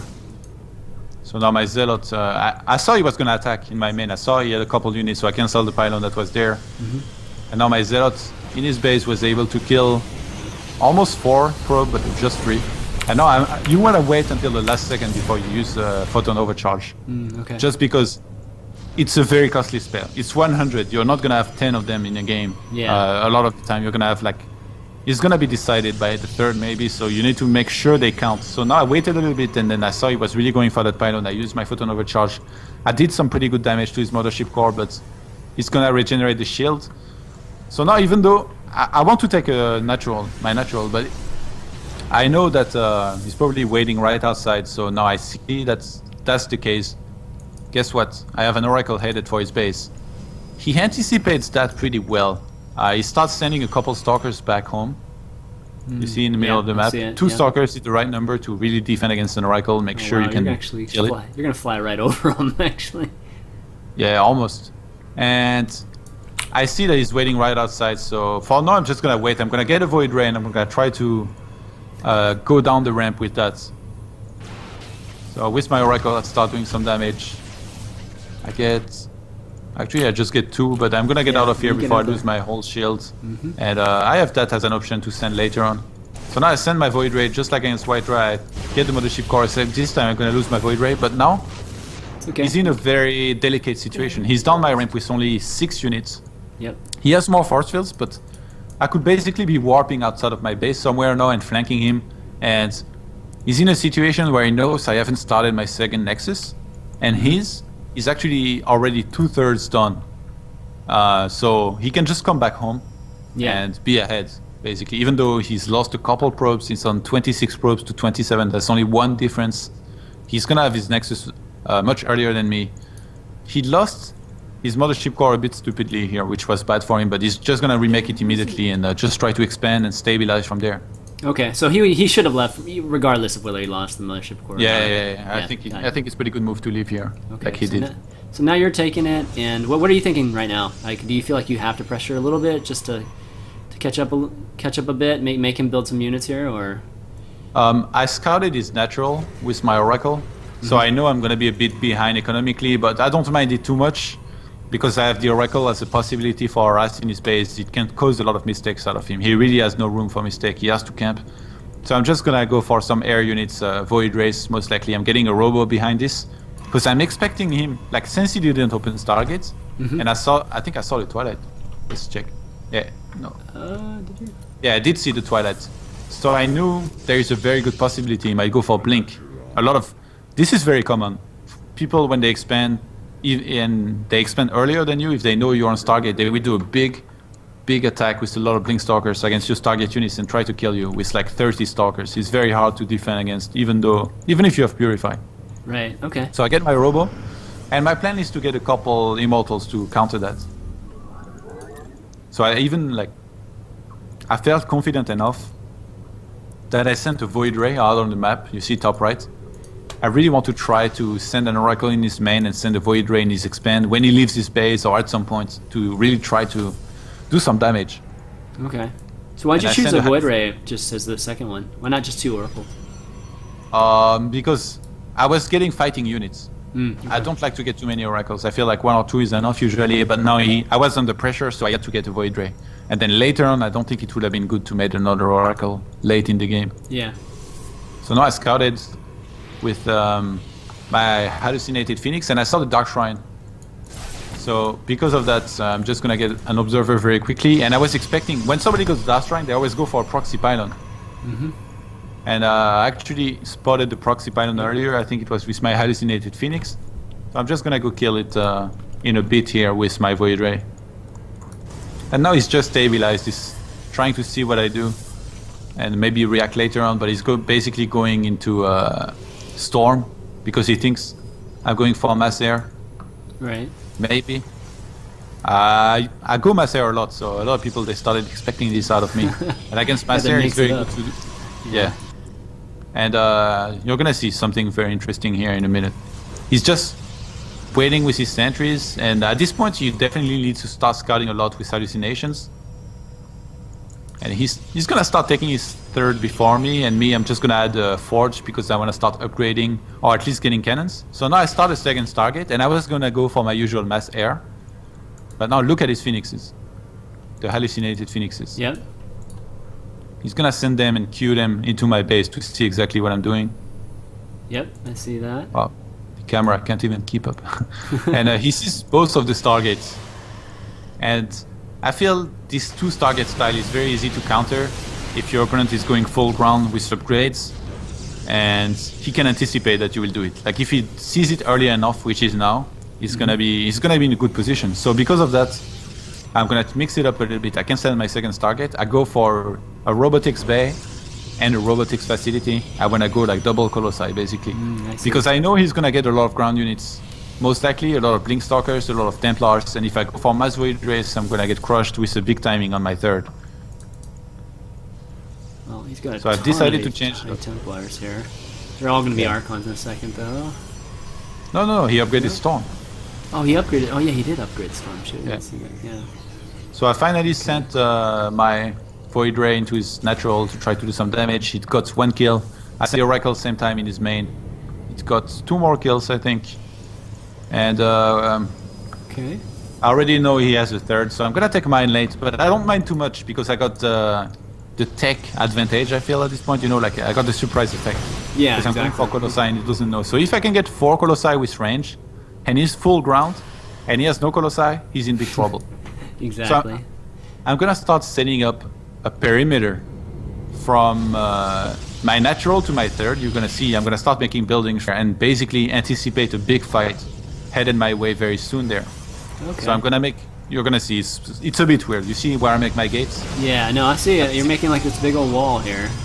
Yeah, I basically anticipate a big attack from him without Colossi, in which case, if these gates can protect my army, I'm going to be in a great position to defend against whatever he can throw at me here. And you see I'm upgrading +1, and he didn't have any forge yet. He's making 2 forges now, but his upgrades are going to be late. Yeah, the upgrades, both of you guys are pretty late here. Yeah, I was very wary of a big attack headed my way, so because of that I cut pro production as well, so he's a bit ahead on pro. He's on 63 to 59. And I'm aware of that right now also in the game. I just don't want to die. I need to survive this stage in the game, and then I will be in an okay position. I know he has a lot of Templars, most likely with Storm as well, because I saw them earlier. So now, the first one did a lot of damage, but after that I started dodging. He actually feed back my sentries here, and got them both. Well, he basically took out all his shield with your storms, so... Yeah, but it's, like I said, I got 3 Colossi here with Storm Lens. I even got the 4th one just now. If he engages, he has no surface area to really fight with his army, which is exactly what he needs. Yeah, that's true. You see, with that's my smart. gates walling. Yeah, it's smart line putting those buildings there. That's cool. If I didn't have my gates here, I might have just engaged, and it might have been a different story. But even I did a lot of cannons to really help support everything. And yeah, I'm starting. When you're on 6 gases, you can definitely go to Templar Archive no matter what. So even though I'm already upgrading on the Forge and I'm going double Colossi, I'm gonna get my Templar Archive now to start getting some Archons to tank for my army, and I'm considering my army is going to be a lot stronger from there. So I'm going to resume production for our probes just a little bit here, but in PvP in general, you want to stay between 60 and 65. You don't want to go up to 70, 75, just because your army is going to be smaller. Otherwise, you're going to have a lot of money, but it's not going to help that much. Right.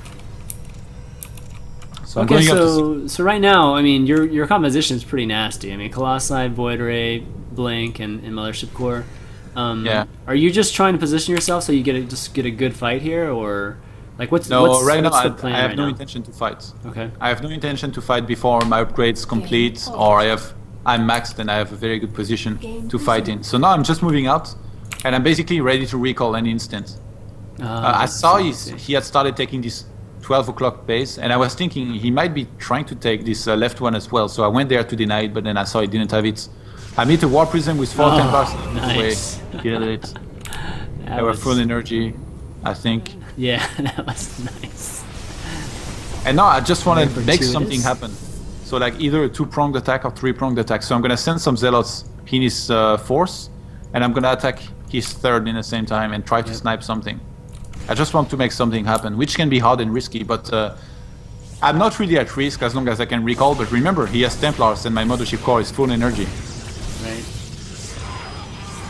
I don't want to be caught out of position. Alright, here we go. Okay, So now I see his entire army is there, so I'm just going to recall immediately, not going to bother. Do you take damage while it's being recalled? Oh yeah, you do. Okay, that for that second and a half or something? Okay. Yeah. And once you've recalled as well, your units are frozen for a bit. So now, I'm confident enough against ground. I was thinking about what can I do more to make this army stronger. Yeah. And then I thought, well, Tempest. So I'm going to go for Tempest again, this time on 2 Stargates. I got the fleet beacon. I made the first target. I mean, I already had the first target, so I added 1 more Stargate and made the fleet beacon, which finished at the same time. And now it wants to attack, but I have to be careful because of this storm. So now you saw, this time I pulled back on time. And okay, I'm gonna explain you. Yeah, this is good that you're pausing right here. I'm gonna explain you something very important. When you attack like this as Protoss, it's very hard to micro. That's right. Yep. First, I got the defender's advantage. I got proxy pylons near here because this is my base he's attacking. Yep. And when he attacks this, if he chooses to keep on fighting my army, what's going to happen is that a lot of his colossi or units, they're going to keep on attacking the buildings instead of fighting the army. Like if you look at the left side of his army, the closest thing they have to them is my assimilator or my Nexus or my cannon, so they might be attacking that. So if 20 supply of his army is not attacking my army, and my entire army is attacking his army, this is going to be pretty one-sided a lot of the time. So now I really want to engage. just because I got this defender's advantage. Yeah, I just you're gonna smash him here, actually. Yep, and you can see that the Colossi is attacking the Nexus. He might actually be attacking the Nexus on purpose, actually. Yeah, he was. Yeah, he was focused. Okay, so he's recalling too, but he did have time to recall, but no, he took a lot of damage. Yeah. He lost a whole bunch of army. He was down to 170 supply to 193, but he was ahead economically, having his base is well saturated with 72 probes to my 66, and behind this he's going to Stargates himself. He knows I already got a couple of Void Rays, and he's maybe anticipating that I'm making Tempest, or maybe he just knows as well that Tempest will be good for him. He's actually making a bunch of pilots. I'm surprised. He's already. Yeah. So talk to me about So talk to me a little bit about Tempest. I mean, obviously the huge advantage of Tempest is the range, but they're not AE. So like they're not what? They're not area effect, right? So yeah. So I mean, the splash damage. So how are they that great against Protoss in this 200-200 battle? But they're gonna do so good against Colossi. That's the thing. Okay. And against almost anything. The thing with Tempest is that they shoot from so far. You can shoot, pull back, and then you will force almost always your opponent to run into you. Okay. If you do that, and that's always good. You remember with Broodlords what happened when a Terran army ran into them? There was Fungals ready. Well, as a Protoss, if you can get your opponent to run into your Tempest, you will have Immortals, Archons, Zealots ready to crush everything. Yeah. If that happens. So now he does. Yeah. Did you see the Templar drop he did at my dungeon? Yeah, I saw that. I saw the War Prism go in, and this was very stupid of me. I thought, well, this is the standard 4 Zealot or some DPS drop. Something. So I started some cannons in my main to defend against that, and I even started the Dark Shrine earlier as well. Remember, we've been fighting a lot. I know he has some economy, but if he has not enough cannons somewhere, I know I can do some damage with some DTs, so I'm just gonna get it just because he's very cheap. So now he was able to storm, and he stormed some of my probes. I'm down to 55 probes, which I do not mind that much. Remember, you don't need that to have that many probes. Late game. He's up to 72 probes, so even though he's gonna have a good economy and he's gonna start stacking minerals, in a direct fight, I feel like I have the edge. If I can mix better than him, which I have so far, I feel. Just because I got a very good... Look, I got a couple of like almost everything. It's like the campaign, man. It's what I was gonna say. I got a couple of Void Rays, some Archons, some Stalkers, some Immortals, and some Tempests. I got everything I want. You got some high Templars, yeah. Here we go. All I was missing is really a couple more Archons to tank, so now that's what I added to my army. I'm like a chef right now, man. What you were missing was a carrier is what you were missing. That was all you were missing. Carrier flagship, you're good. Against Tempest, they die in like 2 hits, man. Do they? So no, oh my god, they are. They're like glass cannons, man. So I felt like my Immortals, they were not helping me that much, since Stalkers are very relevant at this stage in the game anyway. Okay. And they will almost never be attacking the Colossi, so now I just kind of sack them. I send them on the left, trying to keep him occupied, and they made some units and died. So I'm just gonna go top right here, try to snipe a base or two, and just recall when I see him. So now, like, the thing I have to be the most careful about is feedback. If I get feedback, then I lose my Mothership Core. I'm stuck out on the map. He can reinforce nearby because he has pylons. I don't, and I'm most likely going to lose my entire army in the game. I see. So I'm only looking at my Mothership Core and making sure it doesn't get feedbacked. But in the meantime, at 6 o'clock, he's attacking me. Yep. Except this small squad. When you see a small squad like this in PvP, you can be sure there is no observer with it. For sure, yeah. So I'm just going to warp DTs and defend that. Got it. So this is my opportunity to really take an advantage in this game if I can. Yeah. You might even say comeback. I'm not sure if I was behind or not, just because, like I said, I had the mix I liked and it was going okay. Yeah, you had the superior composition for sure, but yeah, but the DTs are nice. Pull ahead economically. Yeah. So if I can deny that, it will be good for me. So now I snipe one base, I move onto the other one, and he even has 3 Stalkers at my third base here. I'm gonna be able to deny that quite easily as well. So I get another Nexus. No cancel actually. Yeah, the great thing about DTs is that, I mean, you can hold those armies with so little, right? Because, like you said, there's just no observer that's going to go in with it. So you can keep even more supply in your main army there. That's awesome. Cool. Okay, so we got a lot of factions everywhere on the map, so I'm going to pause. He's killed all the cannons at my 6 o'clock base, so he's going to send 3 DTs to snipe the Nexus. When I Okay, saw that, so- I knew he was going to get it, but I still started cannons to re-secure it later on. Yep. I've been losing a lot of nexuses today between this game and the turn. And I sent my zealots on the left side to deny a nexus there, and I did actually. Look at the probe. Yep, I see that. It was about to make a nexus. Those zealots are going to deny that, and I want to send those units inside of his third base, and in the meantime attack his force with my entire army. Yeah. If he goes got on it. my army, the units are going to do damage, and then I'm just going to recall my main army. If he goes into those units, my main army is going to maybe snipe his nexus and then get out. So that's the way you can outplay someone these days. Since if you attack up front, you're going to really be committing. You try to find a non-committal way of fighting your opponent, and that's exactly through recall and through these warps everywhere and harass. So when you recall, does it always go? Which nexus does it go back to? You select. You select which one. Okay. Okay. So you You yeah. take So your you mothership forward. okay. So you can always come back right to that where you're being countered there. Okay. So Yeah. now I sent first I attack with my entire army on his third. I use the time Yeah. warp in position so that Let's see. maybe if he moves in, a couple units are stuck. And now I end up attacking the Nexus because I saw his army was a bit out of position and he was he was hesitating a lot. So now I gather up. I'm just gonna recall, even though I lose the Nexus behind. It's okay. And look in his third base. I was able to get the cannons. And this is huge because now DTs are going to do so much damage, and I got some warps happening in his main as well. I'm going to go for the pylon here. That's powering pretty much everything. His targets especially. I want him to be as late as possible on those Tempests because I don't want him to counterattack. Right. Oh, And you I did this. have my Oracle that I forgot about before in the top left hand side. And now finally this Oracle rejoined the fight in his main, and I'm going to go for the Fleet Beacon here because I was really trying to think what would be the best thing to snipe. And then I realized, well, why not the Fleet Beacon? Because this is pretty expensive at this point in the game, costs a lot of gas, so I'm gonna go for it in a second here. Oh, there it is. Okay. In the meantime, you see my DTs, I have one DT slicing up some Templars. Yeah, yeah.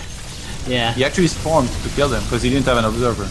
He stormed to kill a bunch of DTs, it was a pretty cool move by him. In the meantime, I had a DT doing damage to his force base. Got the beacon Sadly, too. it was only one. If it had been two, I would have gotten Nexus, but no, I did not get it. But look, I'm still sending DTs in his third and doing damage. Yeah, I mean, is the only way to defend against these DT kind of harasses just with mass cannon? Is that Yeah, you need a whole bunch of cannons. okay? And you need detection, like you need to have a couple observers in this matchup always, and observer speed at this stage in the game is very important. Yeah. So behind this I got the 3 o'clock base, I'm retaking the 6 o'clock base, and I've killed so many probes that I'm finally the one for the first time in this game ahead economically. I'm on 57 probes to his 36, so now he's the one starting to be committed. So he's just gonna start cranking out as much army as he can and try to do damage to me. And I'm aware that's the good possibility that might happen in this game, so I'm just gonna basically wait for him to come and try to defend. I'm still gonna send a couple zealots on the left hand side, again in his third, because I know I took down the cannons. And I knew the Nexus had taken some damage as well. I wanted to go for the Nexus. Do you So have now he enough? starts- Do you have enough Archons right now to tank? I mean, that's the only thing yeah, I I would got say on I'm three. concerned. It's a little bit low, but since he's going so Tempest heavy, it's not going to be that important anyway. Yeah, that's true. What I really need to match is his air composition. I need to win the air battle. Like, at the end of the fight, you expect to have only air units standing. And now, again, he was at the watchtower, Yep. and he was attacking my Nexus. But because of that, just after he attacked, I shot one volley on his Tempest, and I sniped one of them. And now again, if he engages me right now, if he does attack toward my army, do you know what's going to happen? Yeah, some His of the back Tempest? ones. Some of the back ones will attack the Nexus. Yeah, or the cannon. Or Yeah, like, the cannon. Yeah, yeah. got it. Engaging into him like this, right now the position is much better for me because my ground army will engage into his. And then I can, having my Tempest line behind my army, I can fully choose what I will focus on first, which most likely will be his Tempest. And in the meantime, look at my Zealots in his third. They're going to be basically killing it, that's for sure. Yeah, So that's true. he's going to be mining from 12 o'clock from his natural, which has nearly no minerals left. Whereas I still got a couple of minerals, not many, in my third. Yeah. Very few in my natural. I got minerals a lot at 6 o'clock, brand new. And at 3 o'clock, I'm mining full scale. So I'm ahead economically. If I win this fight or if I do equal job, I will be basically winning or far ahead. Yeah, I mean, you could just take a decent trade here because he can't really rebuild. I mean, you can't really rebuild fully either, but you can rebuild much better than he can, though. a decent army Yeah, here. Okay, so he was Hardcon heavy there. You see one of his Tempests, two of his Tempests are attacking my buildings here, and Yeah, one of his in the back. Colossi. So this.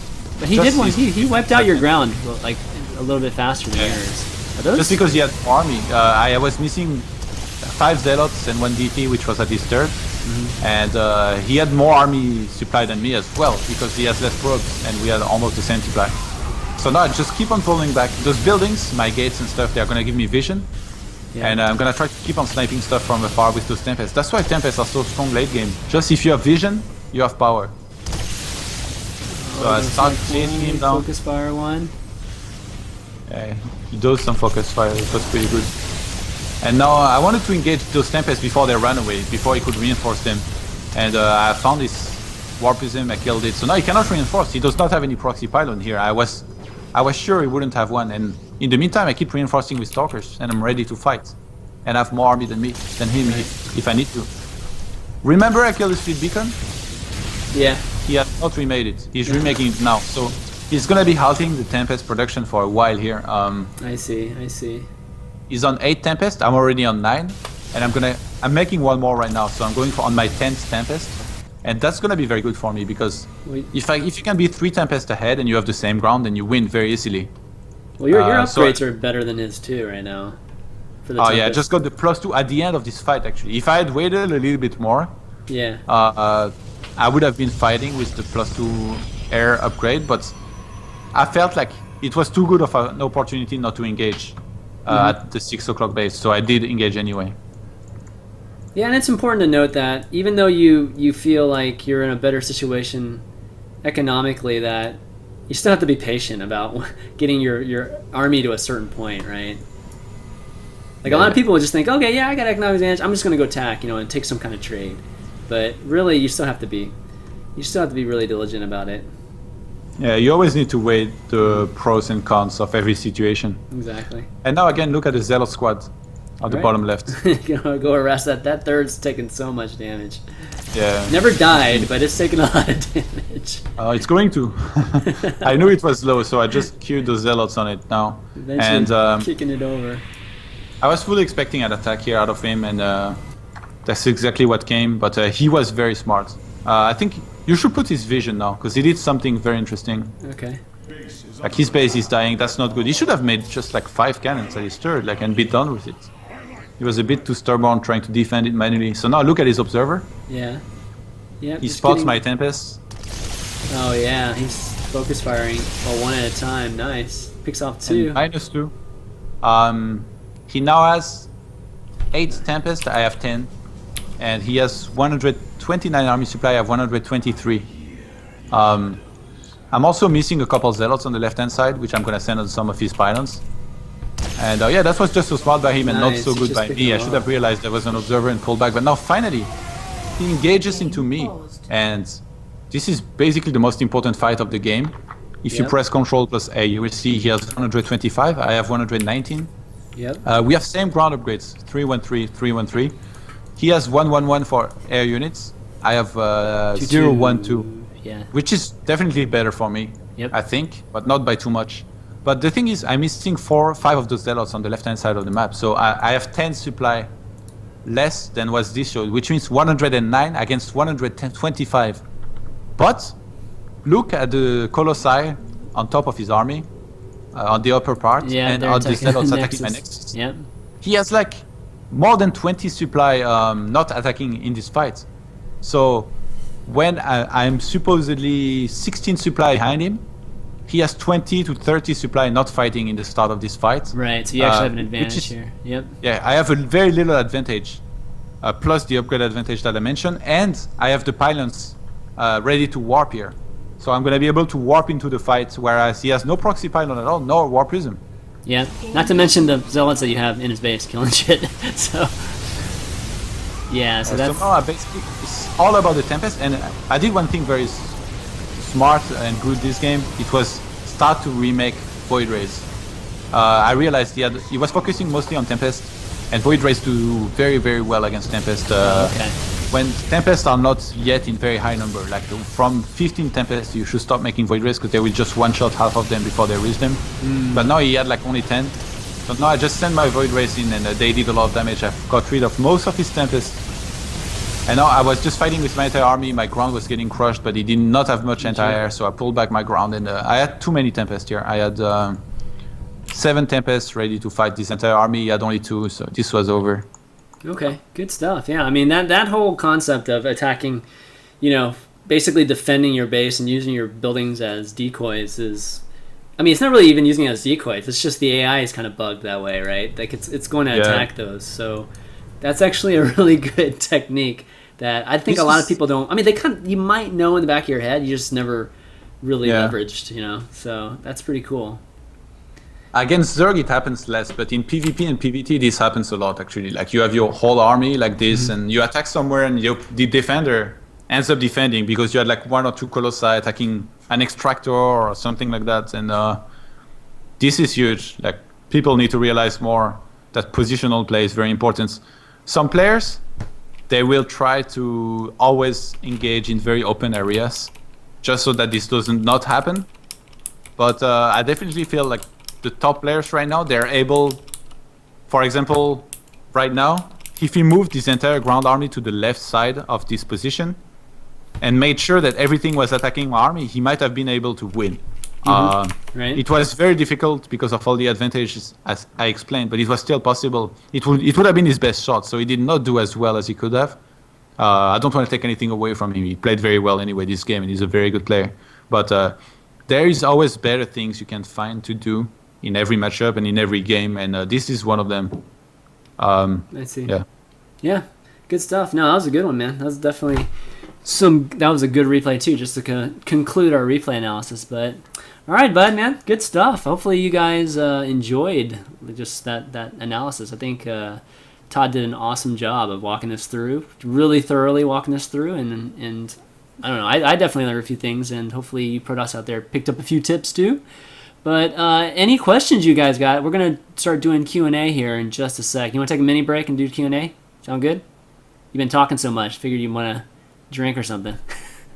No, yeah, it's okay. We can go. Okay, let's go straight into Q&A. Anybody have questions? Type it out in the stream chat. My stream chat's starting to work now again, and yes, you can type it out there, or you can call me on Skype. My Skype ID is ChanmanV, and you can ask your question live here on the show.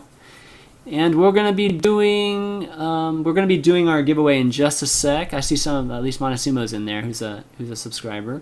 But while we're waiting, how does it work, the giveaway? It's gonna random. I'm just gonna randomly select one of my subscribers. And how do you select randomly? I'm gonna tell you to pick a number. And I have Really? a list here. Yeah, I have literally a list here. So, Okay. if somebody's pissed off, it's all your fault. No, I'm just kidding. It's kidding. somebody who's watching right now, or just No, one he of doesn't the- have to watch. It's any of the subscribers, so they don't have to watch. But it's always cool if they're watching and they can get excited and stuff. But let's see. Nobody has a question for you. This is like amazing, man. We usually get tons of questions. Call in, guys. But in the meantime, let me explain the fan art contest. I think Vice just linked it. I posted something on TL yesterday. But yeah, basically for every Pro Corner, again, I want to add some more and more kind of interactive things to Pro Corner, so you guys and the guest players can do some fun things together. And obviously Q&A is one of those things, and call-ins and stuff I've done in the past, and giveaways and stuff. But I figured, fan art, there's a lot of great artists and graphic artists out there in our community. And you can see them, just some of the posts that you see on Reddit, and some of these guys that do overlays for free. And I figured it'd be fun for folks to make some fan art, for you players. Obviously Todd, him being on the show today, like no short notice, but I mean, if you guys can get something together in about 30 seconds, we'll be happy to look at it. But just for future ones, like next week, we're gonna have Illusion on, so you'll have a week to come up with something for Illusion, and then we'll have a contest. And the way you submit it is you just send me the URL to the graphic on TL, just PM me on TL, and with a brief description. Sometimes I guess the description kind of can explain the picture and that sort of thing, help with the contest. And then and then we'll basically, myself and Illusion will pick a winner, and the winner I'll just start using on the break screens. When we take breaks during these things, and then I'll have your name on it, and just so everybody knows that you did that work, and who the great artist is for that. Just a way to promote you guys, and maybe for the player to get some get some graphics and stuff for them to use too. That will. What's the fan art about? Is there a theme? Fan art? Yeah, usually just make some type of graphic and art that involves the player, and maybe Pro Corner in some way, or even my sponsor Razer, just whatever you want, just something that involves the player at least, and just something fun that we can look at and pick a winner at every single episode. And obviously the guests will have a lot of input, or it'll pretty much be whoever the guest wants, honestly. I'm pretty much good either way, but okay, here we go. Here's a question. Do you enjoy the new units and HOTS? And what's your favorite unit? Yeah, of course, I enjoy the new units. You just saw my games. What do you think is my favorite unit? I'm going to show you my wallpaper for my desktop. You can have an idea. Can you see that? What is that, man? It's called a Tempest. Tempests are. I really like Tempests. I definitely like the Mothership Core lots. The Oracle a little bit less, even though I'm enjoying playing with the Oracle as well. But the Tempest is definitely the funnest unit for me. Yeah, the graphics on it. I mean the actual whatever the cannon, whatever it shoots, that kind of plasma cannon that it shoots is pretty awesome really cool to watch too. I love the sound of it too. Yeah, exactly. It sounds really cool. Yeah, definitely love the new additions they made there too, with the physics engine too. Have you seen the explosions of like when Banes hit, or when tanks hit bio, like their body parts just fly everywhere? Oh yeah, that's pretty cool too, man. It's gonna be. Oh, like some Zealots dying looked really cool. Yeah, so Zealots dying too looked really cool. Let's see. What about other races? Do you like any of the other new units? Well, if I play Protoss, so it's hard to say. Like, if I would like another unit, it would mean maybe it's a bit too good or something. Come on! If David Terran, when I played Terran, playing with mines and medivacs was very fun. But when I play Protoss, playing against them, I hate it. Exactly. So it depends what you mean by liking or hating it. Right. But right. I think just having all those units, it brings so many possibilities for everybody, and it's just going to be so interesting to see how everybody transitions the new strategies. It's just going to be very, very exciting. For Zerg, I think Viper is definitely an interesting unit. Swarm host, for the most part, you just burrow them, send a locust, and then you can relocate them. Actually, you can do interesting stuff like relocating them, sending locusts somewhere else. But I feel like Vipers, they offer real possibilities, and we might see some crazy stuff out of Vipers in the future. So I think I like watching this unit in action. But again, I don't like playing against it too much because it's very tough. Yeah, I'd agree too. I mean, I play Zerg, so the Swarm Host has been pretty cool lately. I mean, I feel like they're kind of like the Widow Mines in a way, like the way people have been using them recently. So, and then the new timings that have been starting that you kind of see around have been, especially against Protoss, honestly, that it's been kind of cool to see. But yeah, the Vipers, I think the Vipers are going to be the one unit, like for Zerg, that the top players in the world, you'll just see some phenomenal stuff with the Vipers, kind of in tandem with maybe like Infestors and a mixture, right? You're gonna see some crazy stuff, I think. That's kind of why I'm excited about that unit too. Do you think the micro in SV2 is less punishing than WC3? Asked by Zaldek 216. I definitely think it's still pretty important. It's very hard to talk about it because I would need to talk so much and everything and so many thoughts. Yeah, it's very different as well. It's really different. No, I don't think it's less punishing. I think you need good micro as well. There's definitely races where at some point in the games you will need less micro, and sometimes, for example, Zerg revolve more around macro. You could literally have a very weak micro and still be a very good Zerg player, or at least a decent Zerg player, like a master Zerg, just by macroing very well, injecting all the time, making sure you're maxed when you need to. Positional play is more important than for the other races with Zerg, just because a lot of the time they will have more supply than their opponents. But yeah, in general, positional play has become very, very important. But yeah, to answer your question, no, I don't think so. Okay, great. I guess the call-ins must not be working or something. It's kind of weird. But we'll just keep doing stream chat here. We'll take a few more. What can you tell us about PvZ and HOTS? Like, we had a lot of problems versus Zerg in Wings of Liberty. Did we? Oh yeah. Okay. I mean, it was. I don't understand it too much, to be honest. Like some days I feel like it's really good for Protoss. Some days I feel it's really bad. Yeah.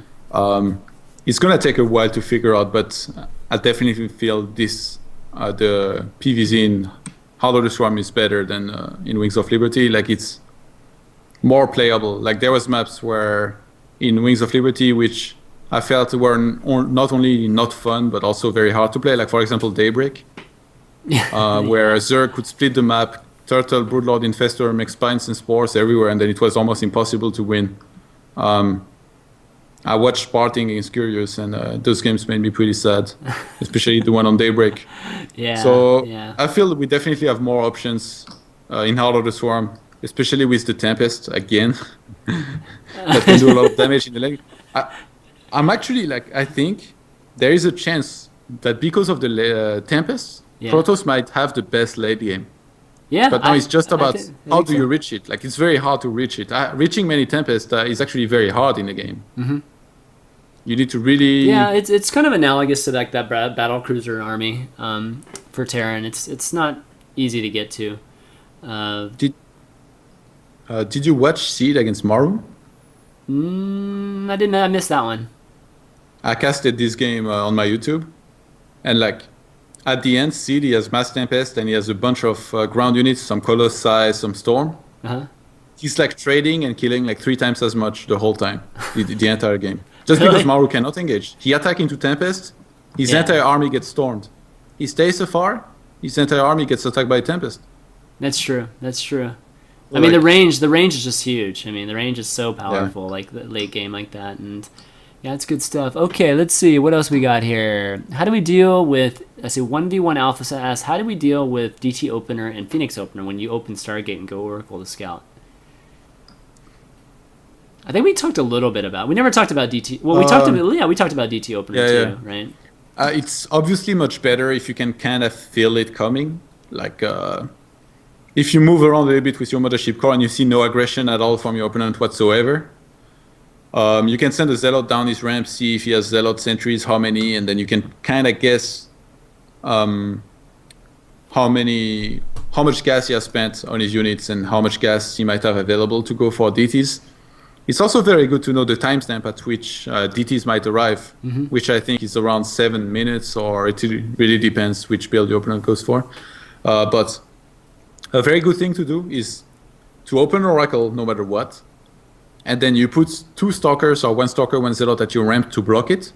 And then you have a sentry behind it. So even if your Oracle is across the map, and you see a DT trying to go up your ramp, you just force field it. And then you have plenty of time to either remake a second Oracle or send your first Oracle back to your base to be ready to detect. And then detection is now 60 seconds. So that's like plenty of time to do anything you want. Yeah. I mean, every second that it's not in your base is that much better, right? So yeah, I mean the force fielding the ramp is still so important, but you got to be able to see it. A lot of people still can't see it very well that play this game. No, like I said, you put 2 units at your ramp, down the ramp. Yeah. Like on the lower part. I see what you mean. Yeah, and then so when you see a DT attacking them, you do the force field on the upper part of the ramp. So your units are going to be locked out, but then they can just like keep walking around so you're sacrificing while the DT is locked out. Okay, I didn't quite understand what you were saying there. Okay, great. So that's easier to do this way. Yeah. If you want to try to be hero and force field when you see the DT walking, that's not going to go well for you a lot of the time. But if you can pull it off, good for you. But I don't. I just put units down the ramp, like all the way down. I have my Mothership Core around to see if units walking as well other than DTs. Right. And then I have a sentry behind ready to force field. Okay, cool. All right, great. So I'm not sure if that's Andre or not, but Great Torp TV asks, how would you balance the Widow Mine? What's up, Andre? I miss you. Widow mines, that's... Actually, I've been thinking about this a lot, and I can't really have any good ideas as to how... Oh, I got some good ideas. Really? Yeah. I mean... Yeah, I really don't know. Like, it's very difficult. Maybe when they are burrowed, they should take a little bit more time before they detonate, or the detonation should be a little bit different. Because right now, the big problem for me is that even if I'm in my base, I have 2 Stalkers, 1 Zealot, and say 1 Mothership Core with Purify in position ready to use the Photon Overcharge. A Terran can still boost, go in, burrow, drop the mines, burrow them, and it's still going to blow up my probes. I'm going to have to move my probes every single time this happens. So that's the big problem as a Protoss. So one of the mechanism in there has to be changed, but I really don't know which. If I suggest something, it will probably be too radical. So I prefer leaving that to the people who can take better decisions than I. Yeah. But what's your idea, Chan? Well, so with me, it's like I have a kind of a fundamental issue with the Widow Mine, which is there's no other unit in the game where it's like if you have knowledge about it, and that you can completely counter it without taking almost any damage. For instance, if I know there's a Burrowed Bane there, if you know there's a Burrowed Bane there, you can kill it without taking any damage, right? The thing with the Widow Mine is that I can, you can have an observer over all those Widow Mines, and I know they're there, yet they're still gonna pop you once. Like no matter what, they're gonna pop you once before you can even kill it, and that for me seems just a little bit wrong. So I mean, some of the things, anything like making it a little bit easier to kill them, lowering their armor maybe 1. I mean, any little thing added to it, like making them, die a little bit easier, I think would be one thing. Or lowering the range maybe a little bit. Yeah, lowering the range. That's another good one because like they outrange, I think, roaches, and they outrange a lot of units that I feel like they shouldn't. Again, like if I go and detect it, if I have a ranged unit and I know it's there, I should be able to kill it without taking penalty, and I can't. I'm gonna get hit every single time, like by it, no matter what. So it's like that seems wrong to me, unless I have a Tempest, or something that. What else outranges it? Carrier outranges it probably. No, carrier interceptors will get hit by it, right? So, yeah. You should ask Andre. Maybe he has a good suggestion. Yeah, to make. Andre knows everything about everything Heart of the Swarm. So he's busy beating all you guys, man. So when are you gonna be on that Caster Bash thing, man? Me? Whenever they invite me, I think. It's not happened yet. But yeah, I think Andre will probably be the hardest to beat. Yeah, it looks like last it. time he beat looks Red, like right? it. Yeah, he beat Rhett playing Protoss. I was like, man, I always lose to Red, and you beat him. Exactly. That was funny. I was happy for him, but I was jealous. Okay, let's see. From Pugims, are air upgrades worth investing before ground for Protoss now? Ooh, that's a good question, actually. What? Are air upgrades better to upgrade, or before ground upgrades, or like how does it different now? Like are the air upgrades coming a lot earlier now? The timings? I don't think so. No, I still really? think Okay. you should upgrade forge units unless you open mass air and you really want to go into a big mass air. But a lot of the time, it's still you're gonna have to use gate units or ground units before you go into air. So usually not. Okay. Makes sense. All right. How about one more here? Let's see. Okay, you said you're not making Oracle's late game now. On today's GD Studios, King of the Hill, Gosu user used reveal on a bunch of Zerg. I think it probably means Hasuops. Yeah, Hasuops did against him, and had immense info on that army's movement for the longest amount of time. What are your thoughts on using Oracle just to keep tabs on enemy army instead of harass unit?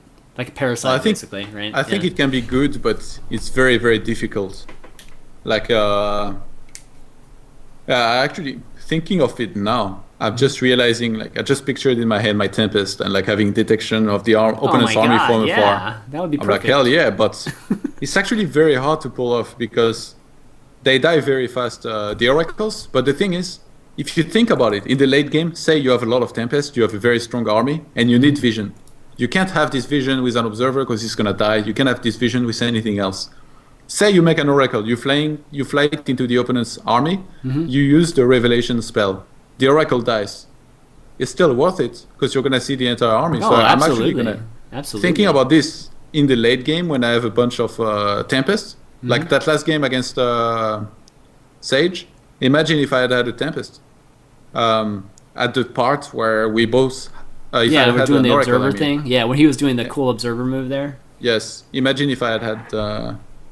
Well, actually, Tempest against Tempest is probably pretty hard to reach your opponent's Tempest with an Oracle. But if your opponent No, does you not could still have, clip. You could still clip like he was clipping you. Like just if he has vision, just if he tagging. has vision, it's gonna get sniped before like it even gets there. But against Zerg and Terran, definitely. Yeah, that's true. Usually, I play a lot around the Watchtowers when I use Tempest. I actually had a game against Hazeops on Aquilon Waste, which is like the most filled map with Watchtowers there is, where you have you both have 2 Watchtowers. I ended up. It was 56 minutes. At the end, I had 38 Tempest, and I had nothing else.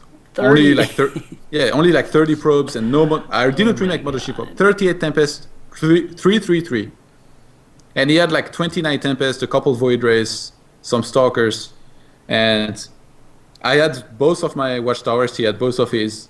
I won. when you have vision, you can do a lot with Tempest. So on this map, I actually think this is one of the best strategies for the late game. If you can reach a lot of Tempest, if you have the vision of the Watchtowers, this is really, really strong. But if you think about another map, what could you replace the Watchtowers with? Well, I guess an Oracle, if you can make that happen. But it takes a lot of skill because you need a specific group for your Oracle to be in. You need to use it, and then it does not last that long. So you're gonna have to make something happen very quickly when you finally used that one revelation. Oh, so it doesn't. I don't know the time, like how long it lasts. Do you know how? Like, exactly? I'm not sure either. Because that kind of defeats the. I mean, I would think it would last at least 30 seconds to a minute. I mean, it doesn't really accomplish anything. I mean, it's not that long. Well, 30 seconds. I don't feel is very Well, long. a minute's good enough though. A minute, you can actually pick. You can definitely pick like units off the edge, right? If you do that. Yeah, that'd be great. I mean, imagine. Yeah. There's a lot of cool things you could do with that.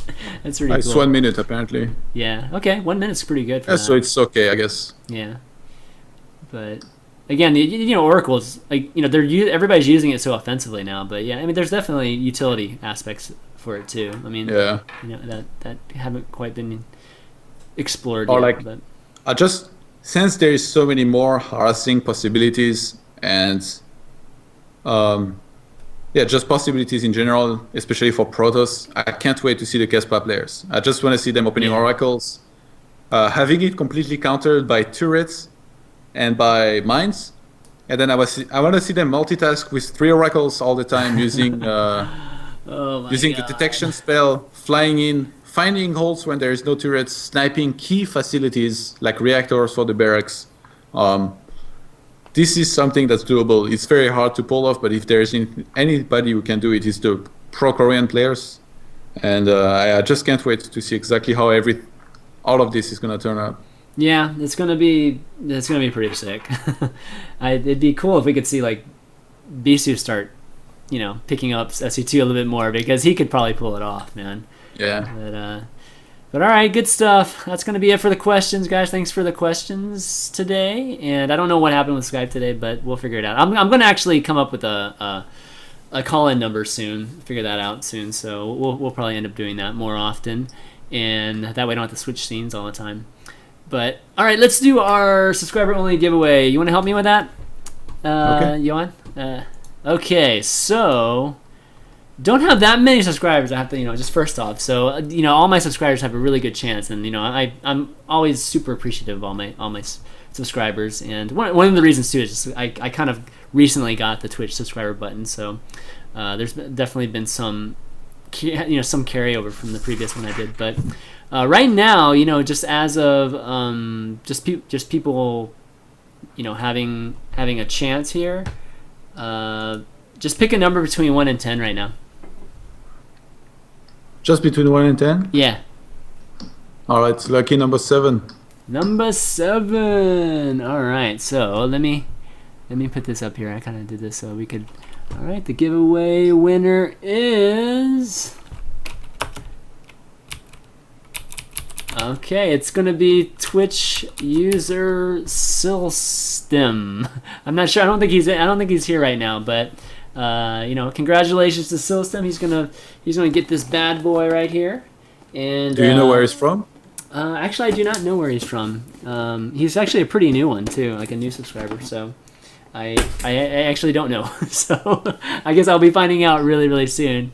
Hopefully he's not in Antarctica or anything like that. That would be that would be a lot to pay for shipping. But congratulations to him. And again, for all you other subscribers, we're gonna be doing this just throughout the rest of the year. Just continue. We're gonna have a lot more subscriber only stuff. So definitely feel free to subscribe to the channel. You can click it here on the Twitch page.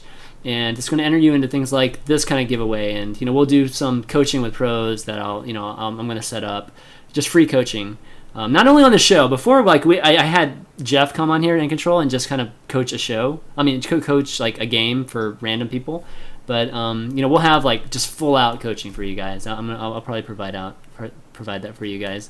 And yeah, we're going to do a lot more of that kind of stuff. So, feel free to do that. And, I send monthly, newsletters and that sort of stuff too, keeping you updated on everything I'm doing too.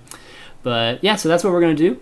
And kind of want to get into the whole fan art thing again, just to remind you guys. Anybody have a picture of ToD here? Because I said, if anybody could get something together in about, a few minutes, then, we would take a look at it and show everybody. But if not, what we're going to do next week with the Mal's Illusion is, you guys have a whole week to get something ready for together from a standpoint of fan art. And go ahead and send it to me on TL. PM me at ChanmanV. And, a link to the graphic. And, yeah, I'll pick some finalists. If we have a ton of them, I'll pick some finalists. Otherwise, we'll just look at all of them. And, kind of something fun that we'll do at the end of the show next week. It's going to be same time, same place. But ToD, Yoan, fun show, man. Yes. It was great to have you on because I know last time we had this crazy lag issue, right? Last time you were on. So it's definitely a pleasure, and hopefully we can do it again sometime down the road. Yeah, sure. But you got any shout-outs or thank yous you want to do? Thanks to Greetorp for being awesome. To you for having me on the show. Yep. And yeah, just thanks to everybody who tuned in, people who support me as well. Pretty much it's, if you guys want to follow me, you can find me on twitter.com/ToDSC2, facebook.com/Merlo. And I recently launched my own YouTube. Apparently you didn't know about it as well, so check it out. Yeah. Sorry, I think I did know about it. I just I'd forgotten. Okay. But was it recently? I thought you started it. Did you start? When did you start? I guess not that recently. Maybe like 3 months ago. Yeah. But you didn't. You started putting more stuff on it recently, though, right? Yeah. I used not to put too much stuff, but these days I've been working hard on it because my internet is not very good. So when I stream, I feel really bad for people that they have to watch like this pixelized StarCraft. But I can post 1080p videos very easily on YouTube, so that's what I've been doing. And there is a bunch of tutorials on there. It's youtube.com/ToD StarCraft. ToD's? Is it StarCraft or SC? ToD StarCraft. Yeah. Okay, so right here, guys, ToD's youtube.com/ToD StarCraft. A lot of good videos. And any sponsors or teams looking out here? I don't, Why, take a look at this guy. I don't understand because. I mean, he's going to be casting in some tournaments soon. You can see what kind of analysis he does, so you just know the potential of YouTube videos out for him. So, I mean, we'll see what happens. It's just one of those things. So hopefully you guys watching will consider this guy because I don't see why you wouldn't. But big thanks for coming on, buddy. And my shout-outs... Obviously, for all you guys watching, I know there were a ton of stuff going on today, so I really appreciate you guys coming and checking out Pro Corner.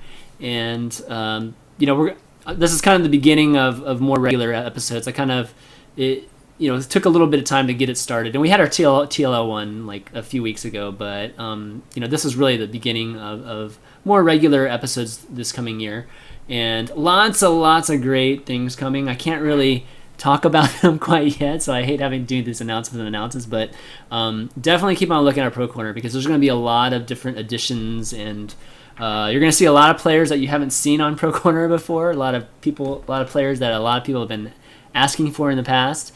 So really excited about that, and hopefully you guys will be too.